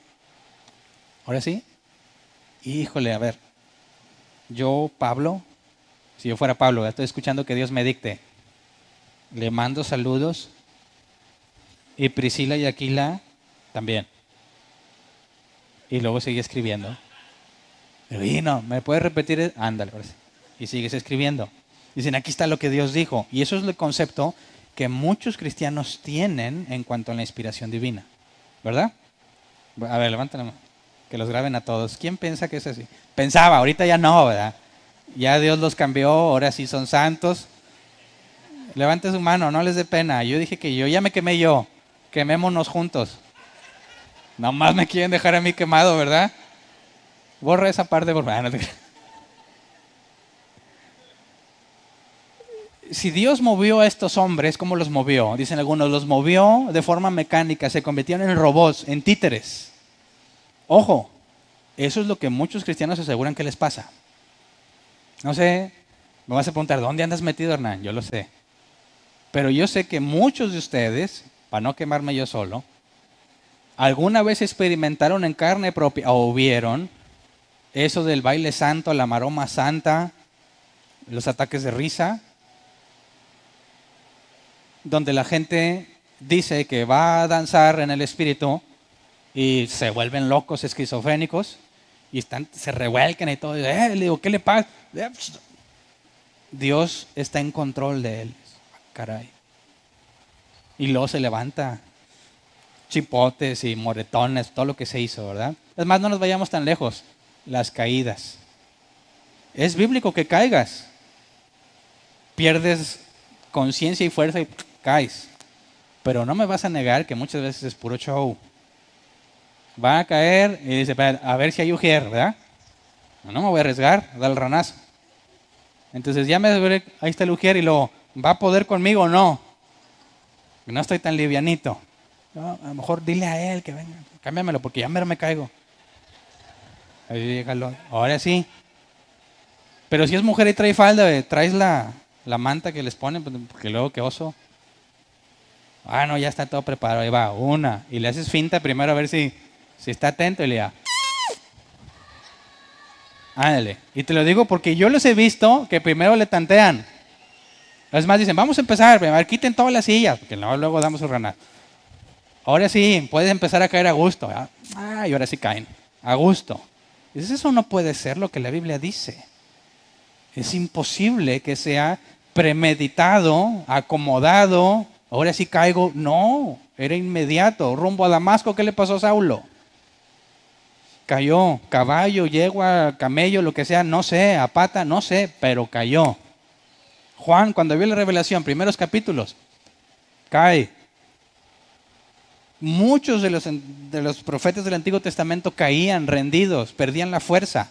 Nunca fue premeditado, nunca fue ensayado, ni finteado a ver si está listo el de atrás. Por eso, cuando hablamos de ese tipo de cosas, es imposible decir que Dios dijo, a ver Hernán, te voy a inspirar. Y le pones la hoja y dice, pues bueno, aquí leo, aquí dice, los Tigres van a ganar. Aquí dice, denle el dinero a Hernán. Aquí dice, pacta con $1,000. Eso es absurdo. Te lo digo por qué. Porque cuando tú ves, por ejemplo, Lucas, el Evangelio de Lucas, y lo analizas, siendo críticos al texto, te encuentras un lenguaje muy refinado y una obra muy bien hecha por alguien muy capaz. Pero te vas a otros evangelios y dicen, no, aquí le echaron ganas, pero no tiene la preparación que tenía Lucas. Te vas al Antiguo Testamento y encuentras poesía refinada y en otras partes no. Te encuentras escritos ásperos. Entonces, Dios los tomó y empezaron a escribir sin control. La evidencia dice lo contrario. De hecho, los salmos hay acrósticos y cada primer letra de cada verso, si las juntas te dice algo. No pudo ser así nada más, sin control. Ahora, algunos dicen, bueno, entonces fue dictado. Dios le dijo, como el ejemplo que les dije ahorita, ¿verdad? Ponle así, vamos a ver si esto pudo haber sido un dictado. Primera de Corintios 16, 19 al 21. Primera de Corintios 16, 19 al 21. Dice, las iglesias de la provincia de Asia les mandan saludos. Aquila y Priscila los saludan cordialmente en el Señor, como también la iglesia que se reúne en la casa de ellos. Todos los hermanos les mandan saludos. Salúdense unos a otros con un beso santo. Yo, Pablo, escribo este saludo de mi puño y letra. ¿Eso se lo dictó Dios? Gente que está así dictando, ok, escríbele así. Sabemos que no todas las cartas las escribió Pablo, sino que las escribió un secretario, por así decir, ¿verdad? Entonces, ¿qué hacía Pablo? Le dijo, a ver, ahí te va, ponle, pueden hacer lo que quieran, nomás no vengan aquí llorando. Dice, ay, pero Pablo, no podemos poner eso. Entonces pon, todo me es lícito, más no todo me conviene. Todo me es lícito, más no todo edifica. Es un meme que anda por ahí en las redes sociales. ¿Cómo funcionó? Claro que Pablo dictó, pero ¿Dios le dictó a Pablo? Sería muy extraño que Dios le dijera, escribe así, Priscila y Aquila los saludan cordialmente en el Señor. Si está en Priscila, pues ¿yo qué? Es que Dios ya sabía que tú los ibas a saludar. No, ahora dile, Dios le dijo a Pablo, ponle, yo Pablo escribo este saludo de mi puño y letra. Es absurdo que Dios le haya dictado eso. Esas son palabras de Pablo. Y le están mandando los saludos de Priscila y Aquila. Y le manda saludos a las iglesias de la provincia de Asia. Eso es realmente de Pablo. Entonces, ¿a qué se refiere Pedro con que el Espíritu movió a estos hombres? Bueno, de entrada no fue mecánico, no fueron títeres. Y en segunda, tampoco fueron dictados. Entonces, ¿qué es lo que pasó? Primero, para saber lo que pasó, tenemos que ver qué cosas puede hacer Dios. Sabemos que Dios es soberano y todopoderoso, ¿verdad? Leamos Hechos, capítulo 17, versículo 26 al 28. Hechos 17, 26 al 28, dice, de un solo hombre hizo todas las naciones para que habitaran toda la tierra y determinó los periodos de su historia y las fronteras de sus territorios. Esto lo hizo Dios para que todos lo busquen y aunque sea a tientas lo encuentren. En verdad, Él no está lejos de ninguno de nosotros, puesto que en Él vivimos, nos movemos y existimos, como algunos de sus propios poetas griegos han dicho, de Él somos descendientes. Fíjate que hay dos cosas muy importantes. Dios determinó los periodos de su historia y las fronteras de su territorio. Los hombres libremente vivieron como quisieron, pero Pablo dice que al mismo tiempo Dios determinó lo que iban a pasar. Dice que en Él vivimos, nos movemos y existimos. Nada de lo que hacemos está fuera de Dios. Nada está fuera del control de Dios. Es cierto que tú decides, si yo decido tirar este marcador ahorita, yo lo decidí. Es cierto. Completamente cierto. Pero también tenemos un ejemplo en Hechos 2:23 que dice, Este fue entregado según el determinado propósito y el previo conocimiento de Dios, y por medio de gente malvada, ustedes lo mataron clavándolo en la cruz. Dios determinó la crucifixión de Cristo, pero hombres malvados lo crucificaron. Esos hombres malvados lo crucificaron libremente, sí, producto de su maldad. Y al mismo tiempo, Dios ya lo había ordenado así. Más adelante vamos a hablar de la soberanía y el libre albedrío. Pero lo que aquí nos dice claramente es que Dios tiene control aún encima de lo que tú decides hacer. Tiene control de todo lo que ha sucedido. De manera que cuando estaban martirizando a Jesús, eso sucedió tal como había estado profetizado, con lujo de detalle, porque Dios así lo había determinado. Eso nos lleva a esta conclusión, Job 42:2. Job 42:2. Yo sé bien que tú lo puedes todo, que no es posible frustrar ninguno de tus planes. Dios no falla, Dios no intenta, porque el intento deja la posibilidad de fallo o de azar, a ver si jala. Dios hace. Y cuando Dios habló y condujo, movió, transportó, guió a los hombres a escribir, Dios tuvo pleno control de lo que sucedía. Por eso afirmamos que Dios utilizó la personalidad, el estilo literario, la situación histórica del que escribió el libro para plasmar su voluntad. ¿Me explico? Cuando Pablo dice, mándale saludos a la iglesia y Priscila y Aquilo le saludan, todo eso nunca estuvo fuera del control de Dios. Dios acomodó todas las circunstancias para que Pablo supiera lo que sabía, tuviera la experiencia que tenía, conocía a las personas que conocía para que escribiera precisamente eso. ¿Me explico? Dios no anuló la personalidad del escritor, ni le dictó. Dios organizó todas las circunstancias para que escribiera eso en ese momento. Así que, si los humanos lo hubiesen escrito y fueran los autores finales, la Biblia estaría llena de errores, como muchos ateos aseguran. Sin embargo, durante siglos, nadie ha podido probar una sola contradicción bíblica. Nadie. Todas las supuestas contradicciones solamente es falta de estudio y falta de contexto histórico o literal. Jesús mismo apoyó la idea de la inspiración divina infalible, que más adelante vamos a hablar de la infalibilidad. Leamos Mateo 5:18, dice, les aseguro que mientras existan el cielo y la tierra, ni una letra, ni una tilde de la ley desaparecerán hasta que todo se haya cumplido. Jesús es tan específico que ni una letra, ni una tilde dejará de cumplirse, demostrando que si Dios lo dijo, es imposible que falle. La idea de la inspiración divina, de tomar la Escritura como máxima autoridad, proviene del mismo Jesús. Por eso, regresémonos al caso de Lutero. ¿De qué lado estás? La Escritura es la máxima autoridad porque Dios la exhaló y controló el proceso con el que se escribió, o la comparte con el Papa y sus obispos y con la tradición. Y honestamente, es absurdo pensar que lo que Dios dijo está al mismo nivel de lo que el Papa diga o sus obispos y lo que la tradición en la iglesia haga.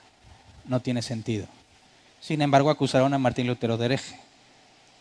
Terminándose la dieta de Worms, fue acusado de hereje, se prohibieron publicar sus escritos, prohibieron leer sus escritos y publicaron que cualquiera podía matarlo si quisiera, por hereje. Martín Lutero tuvo que buscar refugio en otra parte y de ahí siguió la lucha con la Reforma protestante. Su intención no era dividir la iglesia, sino volver a los criterios bíblicos, pero no se pudo.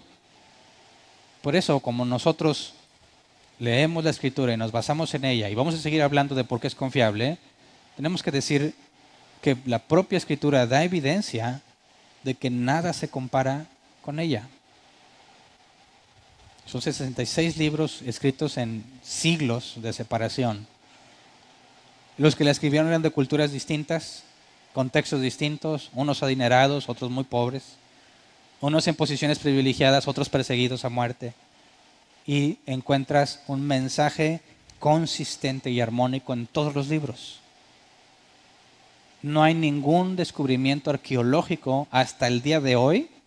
No ha habido ningún descubrimiento arqueológico que contradiga lo que la Biblia dice. Al contrario, lo confirma. Cosas que decían que eran imposibles que existieran, porque la Biblia dice, ya se han encontrado evidencia arqueológica de que efectivamente existió. Lo digo porque a diferencia del libro del Mormón, el libro del Mormón no tiene ni un solo descubrimiento arqueológico que lo apoye. Todos lo contradicen. Así que la Escritura es la máxima autoridad porque proviene de Dios.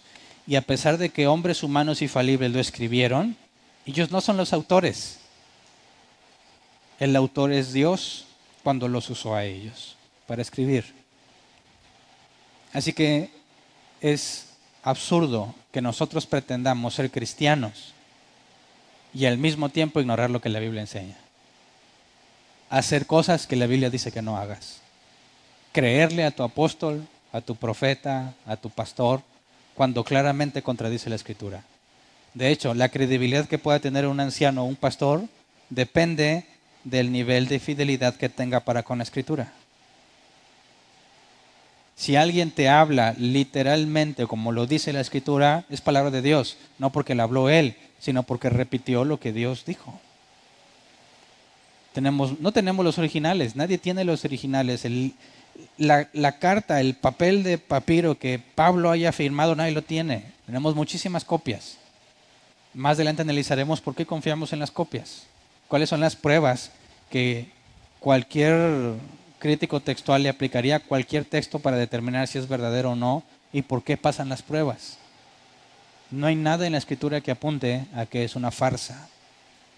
Por favor, como cristianos bíblicos, la Escritura es la máxima autoridad. Por eso somos sola Escritura. Vamos a ponernos de pie, vamos a orar para pasar a la sección de preguntas. Si te fijas, he estado yendo con mucho detalle para explicar las cosas más básicas del cristianismo. No podemos empezar a escudriñar la Biblia si no hemos demostrado primero que la Biblia es confiable y de dónde viene y por qué es la máxima autoridad. Cuando empecemos a hablar sobre el pecado, la vida en la iglesia, la salvación, vamos a dar por hecho todo esto que estamos demostrando, que la Biblia es confiable y es verídica. Por eso, en la próxima clase voy a hablar sobre la inerrancia y la infalibilidad. ¿Por qué decimos que no tiene errores? ¿Cómo lo probamos? Y seguiré hablando de la Escritura hasta acabar con lo que es la Biblia y lo que debemos de saber, y entonces empezaré a hablar sobre lo que Dios dice de sí mismo, los atributos de Él. Pero le pido paciencia al que ya sabe todo eso, que yo sé que puede haber personas aquí que esto lo consideran súper básico. Tenme paciencia. Debemos crecer todos en la unidad desde el fundamento y hay muchos nuevos entre nosotros. Nuevos de que apenas conocían el Evangelio y otros nuevos de que estuvieron en un Evangelio equivocado. Y todo lo que sabían es falso, así que vienen en calidad de nuevos otra vez, pero allá amañados. ¿Verdad? Levanten la mano los amañados. Es verdad. Oye, no dice que todo lo que digas con tu boca, eso será. No, no hay ningún pasaje que diga eso. Oye, no dice ayúdate que yo te ayudaré. No dice que Dios aprieta para una horca. No, así te enseñaron, pero no dice la Biblia eso. Así que por eso, los que ya saben, tengamos paciencia, repasas lo básico y lo fundamental de nuevo, pero enfoquémonos en que todos tengamos la misma base para empezar a crecer, para que cuando lleguemos a Génesis 1, nadie esté en ceros. Claro que el que acaba de llegar va a estar en ceros, pero le decimos, mira, aviéntate todos estos videos y entiende de qué estamos hablando, ¿ok? Así que vamos a orar. Señor, gracias porque primero todo lo que hemos estudiado, todo lo que hemos estado analizando, claramente podemos encontrar que procede de un razonamiento sano. Ninguno de nosotros ha desconectado su cerebro para creer lo que tu palabra dice. Al revés, tu palabra nos invita a pensar, a razonar, a cuestionar para determinar si lo que tú nos has dicho es verdaderamente correcto, según nuestro entendimiento, según las capacidades, aunque limitadas, pero según las capacidades que nos has dado.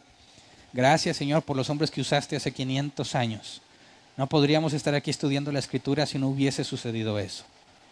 Gracias por el valor que infundiste en Lutero y otros reformadores.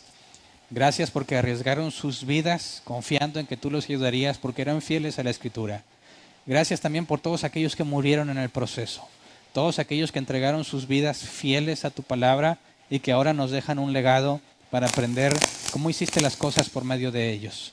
Señor, sabemos que eran hombres como nosotros, llenos de pecado, llenos de errores, pero que tú decidiste usar para tu gloria.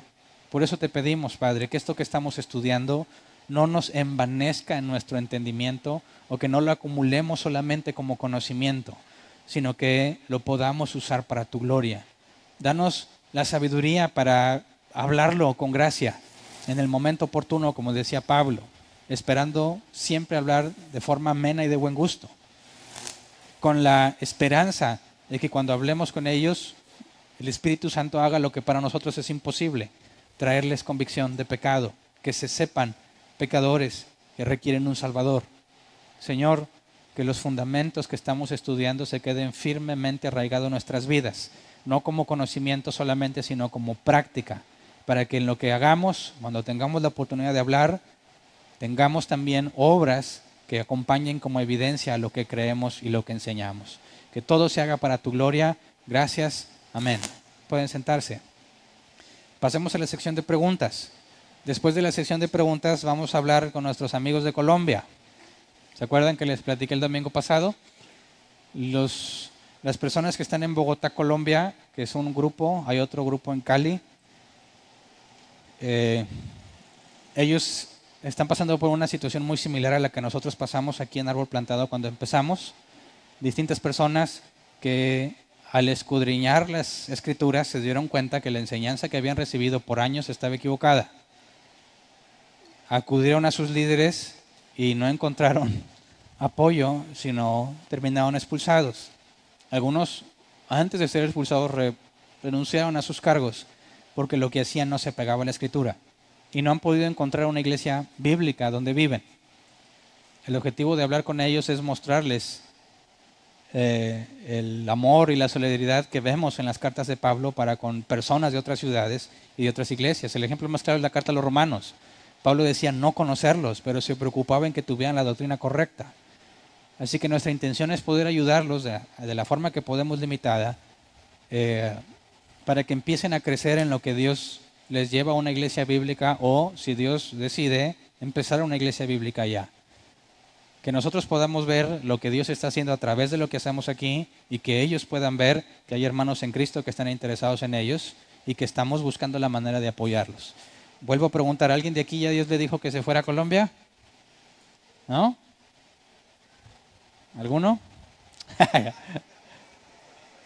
Voluntariamente. Bueno, como nadie ha recibido instrucción o la está negando dentro de sí mismo, el ir a Colombia, pues vamos a buscar la forma de hablar con ellos. Pero antes de eso vamos a pasar a la sección de preguntas. Si tienes una pregunta, levanta la mano. Si vienes por primera vez, no importa.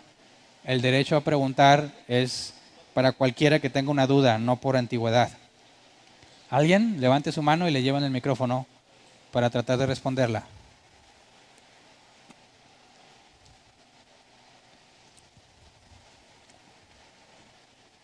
Muchas gracias por el agua. Buen día, hermanos. Pastor, hablando del contexto histórico, no tengo nada en contra de Lutero. Creo que fue usado por Dios en aquel tiempo, ¿verdad? Pero según he entendido que en aquel tiempo la Iglesia Católica tenía gran influencia sobre los gobiernos en los países en Europa y bueno, era un trasfondo, por así decirlo, católico, ¿verdad? Mi pregunta va orientada a esto: si el Dios omnisciente, omnipotente, que predestinó todas las cosas en Cristo antes de la fundación del mundo, que dice que somos, dice, nadie aborreció jamás a su propia carne, sino que la sustenta y la cuida, como también Cristo a su iglesia, porque somos miembros de su cuerpo, de su carne y de sus huesos. Sometió todas las cosas bajo sus pies y lo dio por cabeza sobre todas las cosas a la iglesia, la cual es su cuerpo. Y a los que antes conoció, los predestinó, los llamó, los justificó. Bueno, ese Dios que dice eso en la Escritura, pastor, hablando del contexto histórico donde la Iglesia Católica era la que ejercía el dominio cuando precisamente salta a la luz, por así decirlo, este hombre como Lutero, ¿no te parece, pastor, que el contexto histórico, y no digo que en aquel tiempo no haya sido útil, claro que fue utilizado por Dios, pero ahorita que gracias a Dios nosotros no estamos viviendo en ese contexto histórico, como que la pregunta va orientada a esto, o sea, la Iglesia Católica en aquel tiempo, yo pienso que a pesar de que era la que tenía el dominio, Dios, con todas las características que Él habla de sí mismo, yo creo que realmente la Iglesia de Cristo existía aún en aquellos tiempos, aún en aquellos días, aún en aquellos países, y que no necesariamente eran estos hombres que se dicen católicos, ¿verdad? No sé si me explico en la pregunta, pastor, o sea, como para que ese Dios omnipotente, omnisciente y todo lo que mencioné ahorita, o sea, ¿qué necesidad tenía como de que, ay, se me escapó y voy a tener que llegar a reformar a mi iglesia porque no tuve cuidado de hacer eso? Yo más bien en lo personal lo entiendo, pastor, y quiero conocer tu opinión, como que más bien el contexto histórico era diferente y eran estos hombres que estaban muy torcidos, que son los católicos, y que por eso surgió este hombre, que no dudo que haya sido usado por Dios, pero creo que la mayoría de nosotros podemos llegar a decir, pues éramos católicos, ¿verdad? Sí, gracias a Lutero Dios lo usó, pero realmente no nos convertimos porque haya venido alguien a hablarnos de Lutero, sino por lo que ya sabemos. Entonces, ¿cuál es tu opinión respecto a ese contexto histórico en que la Iglesia Católica, que se suponía que era, pero nosotros entendemos, pero realmente yo no creo que Dios no haya preservado esa iglesia que dice en la Biblia, aún y a pesar de que existía la Iglesia Católica? Sí, bueno, bíblicamente podemos ver que lo que sucedió en tiempos de Lutero es un ciclo repetitivo que ha estado desde el principio de la Escritura. Por ejemplo, tú lees el libro de Jueces, ¿qué encuentras? Cada quien hacía lo que le parecía mejor. Y cada X tiempo Dios levantaba un juez. Y lo que ese juez hacía era llevar al pueblo al conocimiento de Dios y al servicio a Dios. Pasaba un tiempo y se les olvidaba. O sea, pasaban las generaciones, volvían a contaminarse, X cantidad de tiempo volvía a levantar un juez. Luego tenemos en los libros de Reyes y Crónicas, por ejemplo, el caso de Elías. Vivía en una cultura donde todo era corrupto. Todo lo que se supone que era para Dios había sido invadido por la idolatría y Balaam y tenías todo eso. Y Elías se queja, nada más yo he quedado. Dice, no, yo me he guardado a 500 que no han doblado su rodilla. O sea, yo no estoy diciendo que ahorita permanecemos gracias a lo que Lutero hizo, no. Sino que, como dije en la oración, tenemos esta libertad para escudriñar la Escritura, para analizarla, para leerla, que antes no se tenía hasta el punto de la Reforma. Martín Lutero tuvo que traducir la Biblia al alemán para que cualquier persona del vulgo, nosotros, pudiese leerla. Entonces, el esfuerzo que ellos hicieron nos trajo libertades, pero en ningún momento ellos son los que salvaron a la iglesia. Martín Lutero no fue el único. Antes de Martín Lutero hubo otros autores que se rebelaron igual, pero los mataron. Cuando Lutero hizo eso, ya había mucha gente que estaba inconforme y que utilizaron lo que había pasado para manifestar su inconformidad. O sea, no es el salvador de la iglesia Lutero, es uno como Elías o como uno de los jueces que Dios usó para traer un cambio en la sociedad muy necesario e indispensable para nosotros hoy en día y tener la libertad de culto y de estudiar la Escritura sin presiones y sin dogmas que tienes que obedecer. Sí. Y aún antes de Lutero existía la Iglesia de Cristo, que no Claro. se creían todas las cosas que estos hombres inculcaban. Okay. No. Pastor, respecto a las 5 solas, por ejemplo, cuando mencionas de las señales de los que dicen ser profetas, o sea, que dicen que son llamados, que hacen milagros, que parecen tener buen testimonio, pero como nos explicabas el miércoles, sí, pero al final la prueba, por así decirlo, final es de que te lleve a la doctrina de Cristo. Bueno, ¿a qué voy con esto? Para empezar, 5 solas, pues ya al decir 5 ya no son solas, ¿verdad? ¿A qué voy con esto? Sí, pues no puedo decir, si es Sería una sola. Una sola, ¿verdad? Y a lo que voy es a esto, por lo de las pruebas y por lo de los profetas. Solo fe, pues hay mucha gente que tiene fe. Solo escritura, pues no sé, los budistas, los del Islam tienen sus escrituras, para ellos son escrituras. Solo gracia, pues sí, pero gracia de no sé quién, como tú lo has dicho, pues sí, no sé qué Dios será, pero no es el Dios de la Biblia. Y solo a Dios la gloria, sí, pero tenemos muchos pasajes en nuestra escritura que la fe es en Cristo, que la Escritura, dijo él, escudriñar las Escrituras, muchos pasajes, porque dicen, ellas son las que dan testimonio de mí, la gracia en Cristo. A lo que voy, pastor, es de que así como al final de cuentas la doctrina es para la prueba de los profetas que nos lleve a Dios, yo insisto en que sí está bien las 5 solas, que ya de por sí ya no son solas porque son 5, pero a final de cuentas es Cristo, o sea, Cristo, Cristo. Incluso en el pasaje que mencionabas, toda la escritura es inspirada por Dios. Mucha gente lo menciona ahorita, pues piensan que sus escrituras son inspiradas por Dios, pero ¿cuál Dios? No es el que después se hizo hombre, tomó forma humana y murió en la cruz. No sé qué opinas de eso, pastor.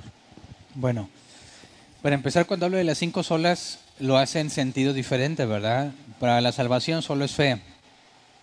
Para obtener la fe solo es gracia. La gloria, el único mediador entre Dios y los hombres es Cristo, solo Cristo, ¿verdad?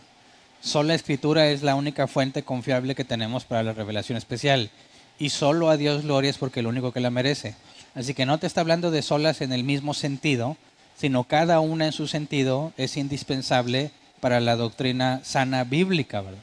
Cada una de esas apunta a un error que la Iglesia Católica que tenía en práctica despegado de lo que se concluye a partir de la Escritura. En cuanto al primer punto. En cuanto a lo demás, ¿cómo sabemos que Mahoma o Buda o cualquier otro no aplicaría para estos contextos? Bueno, para eso necesitas una crítica distinta, ¿verdad? Tendrías que analizar lo que la Biblia dice y compararlo con otras religiones, y lo vimos el domingo pasado.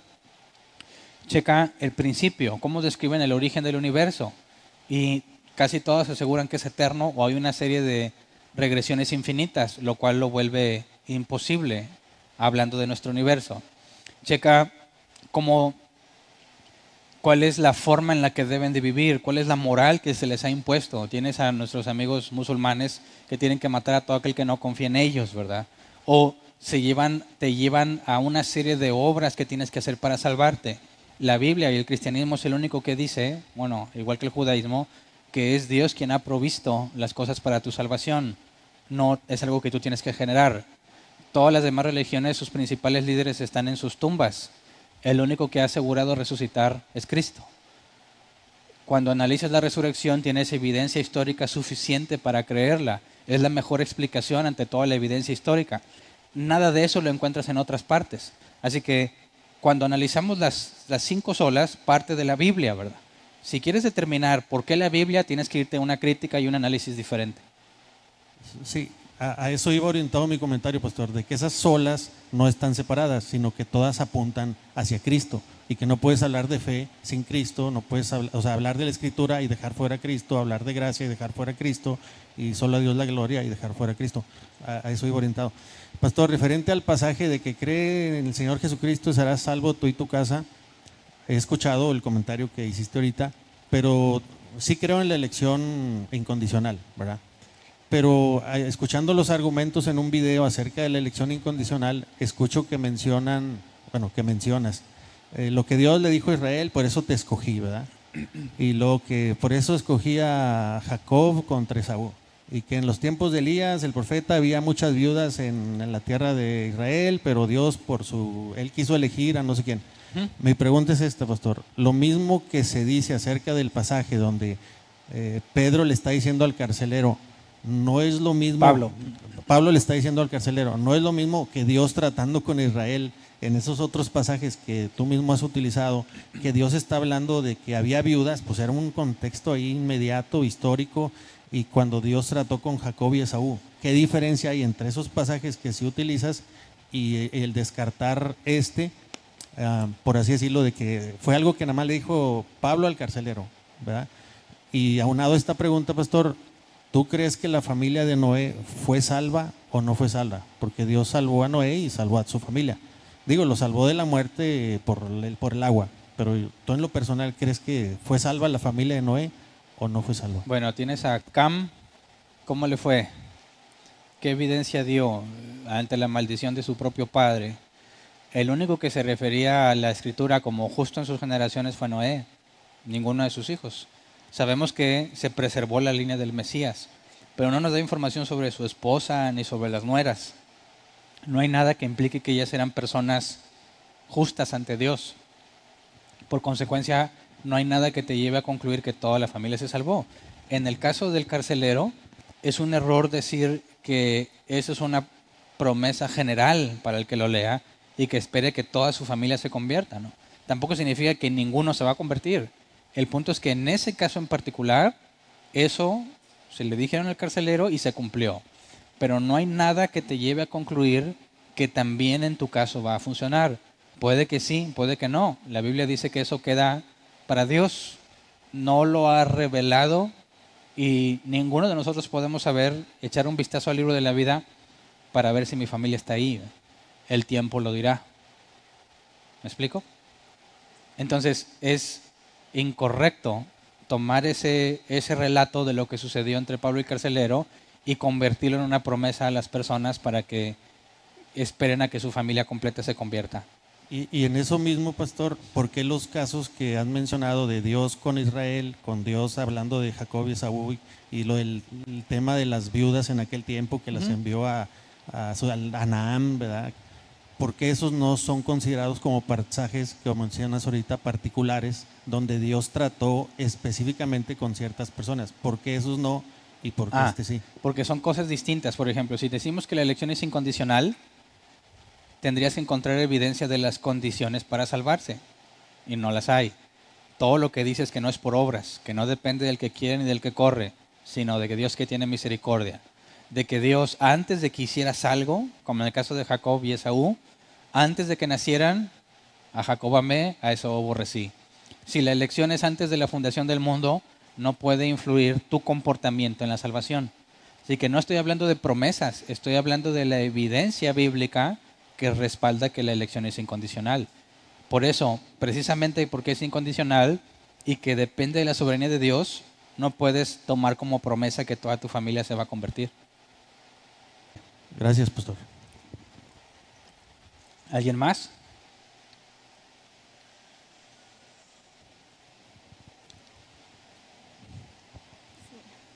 Buenos días. Buenos días. Yo tengo una duda con respecto a nosotros, como cada uno como cristiano podemos intentar encontrar la forma de cómo Dios nos habla.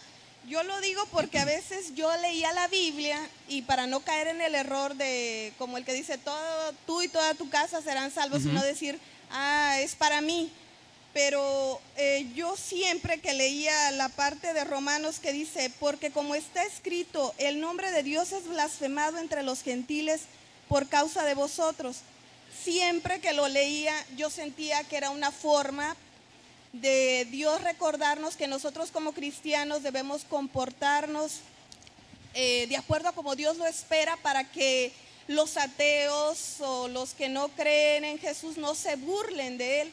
Pero como aquí dice que es para los judíos, yo lo llegué a comentar y pues me decían que era el diablo que me metía esos pensamientos.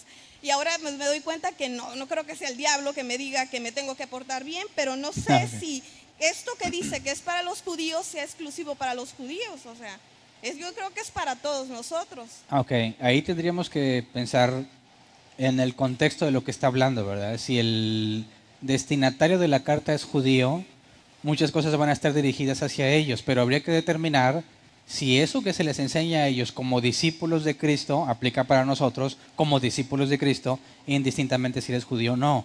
Ahora, muchas cosas que habla hacia los judíos, como el observar ciertos días o darle importancia a otros días, tienen un contexto que quizás a nosotros no tendría mucho sentido. Pero en otras culturas, donde sí se observaba entre los griegos o ciertos días de especial reverencia a Marte o a Júpiter, aplicaba en el sentido que no debes de estarle dando prioridad a ciertos días sobre otros porque todos los días son iguales. Entonces, ahí habría que determinar si es alguna enseñanza a los creyentes, si es una forma de explicar lo que Dios ha determinado para todo el mundo y saber cuándo te incluyes o cuándo no. Si dice, abstente de los sacrificados, los ídolos, sabes que un judío no comería de eso, pero el gentil sí. Entonces eso aplica a nosotros como gentiles. El judío diría, yo nunca haría eso porque está prohibido o siempre le instruyeron de esa forma. A nosotros no, como cuando habla de las mujeres en el velo. Tendrías que acomodarte ahí. Bueno, hay que ver el contexto y cómo eran las leyes romanas en aquel entonces y cómo en esa cultura implicaba ser una mujer decente, usar velo, e indecente si no lo usabas. aplicándolo, no dices, ¿aplica para mí o no? Bueno, aquí aplica en la vestimenta. El velo era parte de la vestimenta. Si vienes de forma indecente, como Pablo dice, bajo el contexto histórico, no traer velo o raparse era ser como prostituta, pones el equivalente. Aplica para nosotros hoy en día en que si una mujer que se dice cristiana viene vestida de forma que la confundan con prostituta, está cometiendo el mismo pecado que la mujer que no usaba velo. Entonces, no puedes aplicarlo literalmente en todos los casos porque el contexto cultural no es el mismo. Pero la regla en sí, el principio que les hace tratar de entender, lo podemos aplicar aunque con distintos códigos de vestimenta. ¿Sí? Entonces, cuando dice que es para los judíos específicamente, hay que analizar si es porque el destinatario era judío, pero era discípulo de Cristo como nosotros, y si era discípulo de Cristo, también aplica para nosotros. O sea, en este caso, el ejemplo que puse sí es para cualquier cristiano. Claro. ¿No? Entonces sí, no es ningún demonio que me ataque. No. Ok. Bueno. ¿Alguna otra pregunta? Acá.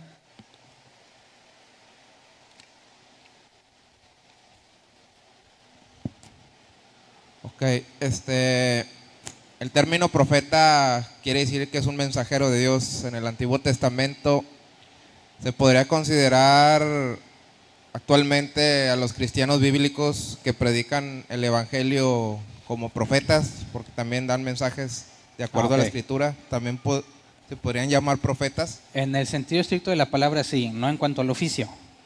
El oficio de profeta ya no existe en el Nuevo Testamento, ¿verdad? Está puesto el fundamento en los apóstoles.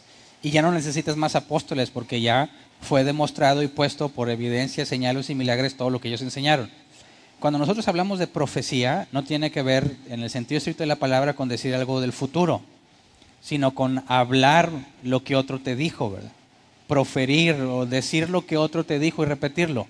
Cuando yo me paro aquí al frente y leo la escritura tal como Dios la dijo, yo soy profeta, sin hablar del futuro. Estoy diciendo lo que Dios dijo. Y cualquiera que predique fielmente la escritura, hace labor de profeta, está profetizando, porque está hablando lo que Dios ha dicho. Pero no es el oficio de profeta, ¿verdad? Ok, muchas gracias. No te tienes que ir al desierto y cosas de esas para vivir apartado.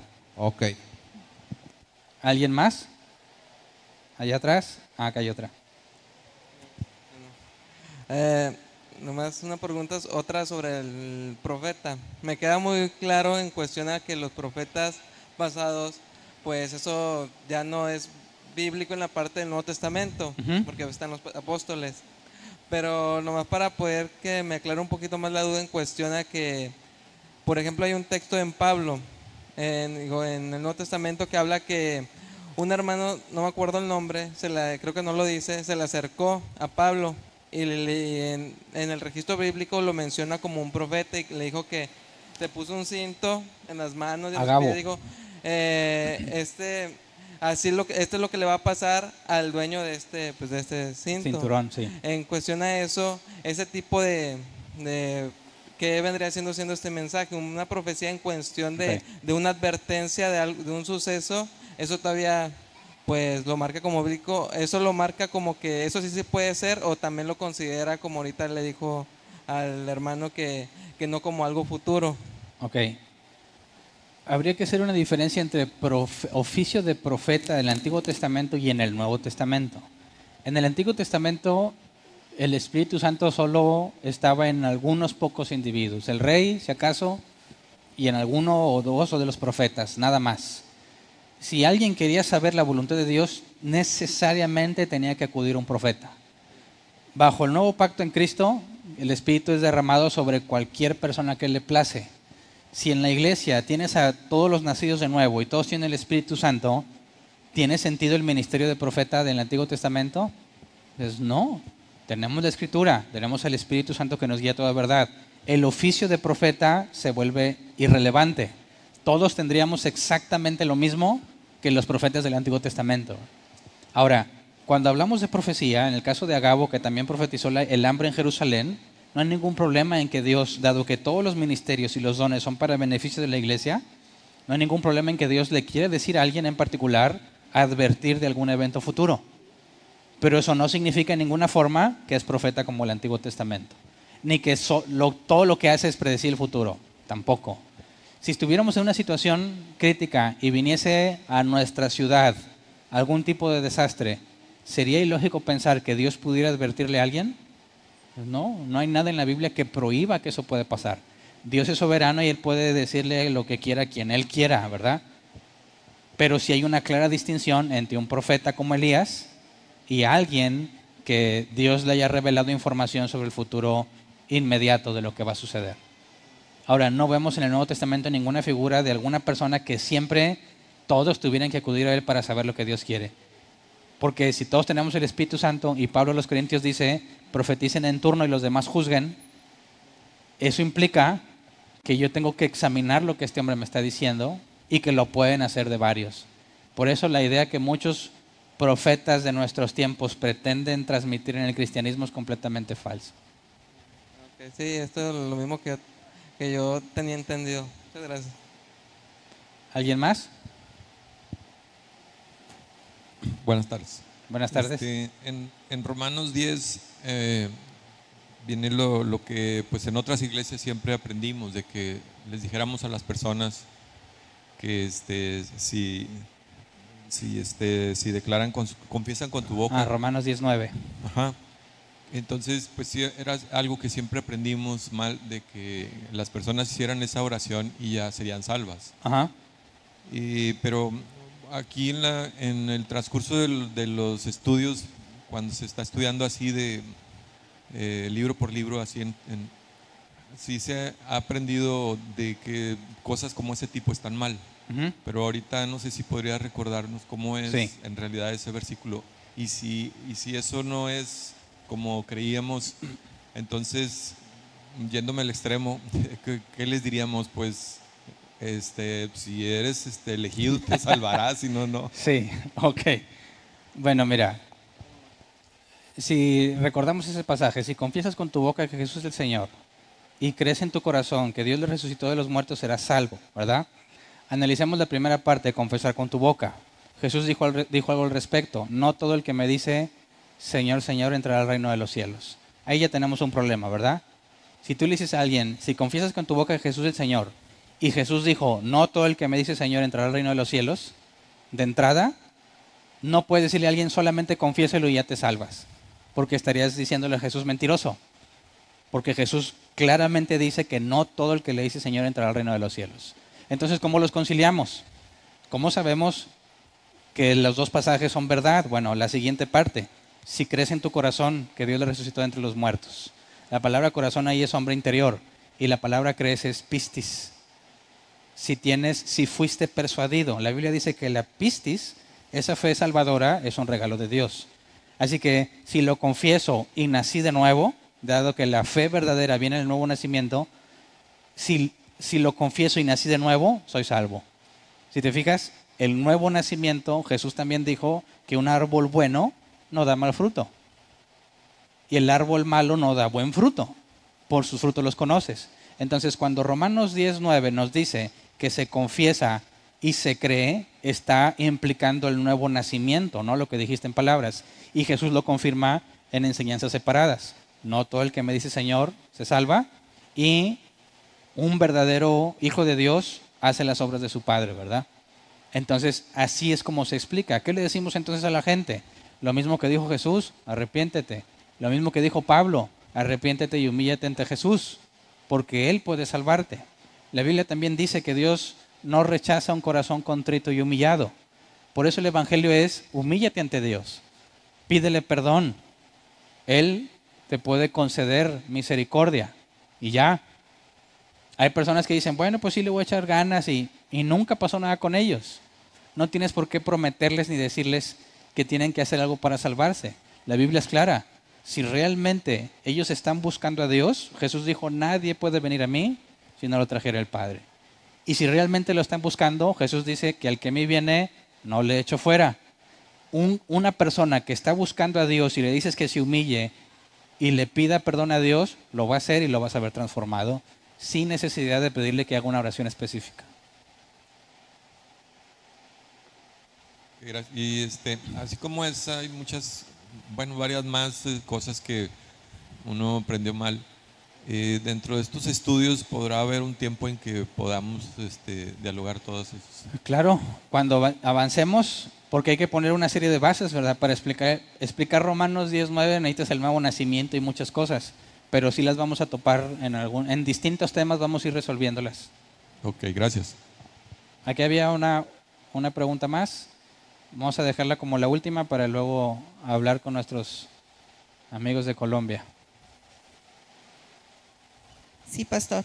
Por ejemplo, ahorita compartió la escritura de segunda de Timoteo. Uh-huh. Y yo me fui a una referencia que viene, bueno, aquí en mi Biblia. Me fui a Romanos 15, versículo 4, dice: porque las cosas que se escribieron antes para nuestra enseñanza se escribieron, a fin de que por la paciencia y la consolación de las escrituras, que es con E mayúscula, tengamos esperanza. Uh-huh. Bueno, por ejemplo, esta escritura, ¿a qué se refiere con que se escribieron antes? O sea, porque en ese periodo del tiempo ya había escritura. Todo lo que se ha escrito desde antes ha servido para consolación. O sea, todo lo que escribió Pablo, todo lo que... Desde Moisés. Ah, ok. ¿Sí? Muy bien. Ok.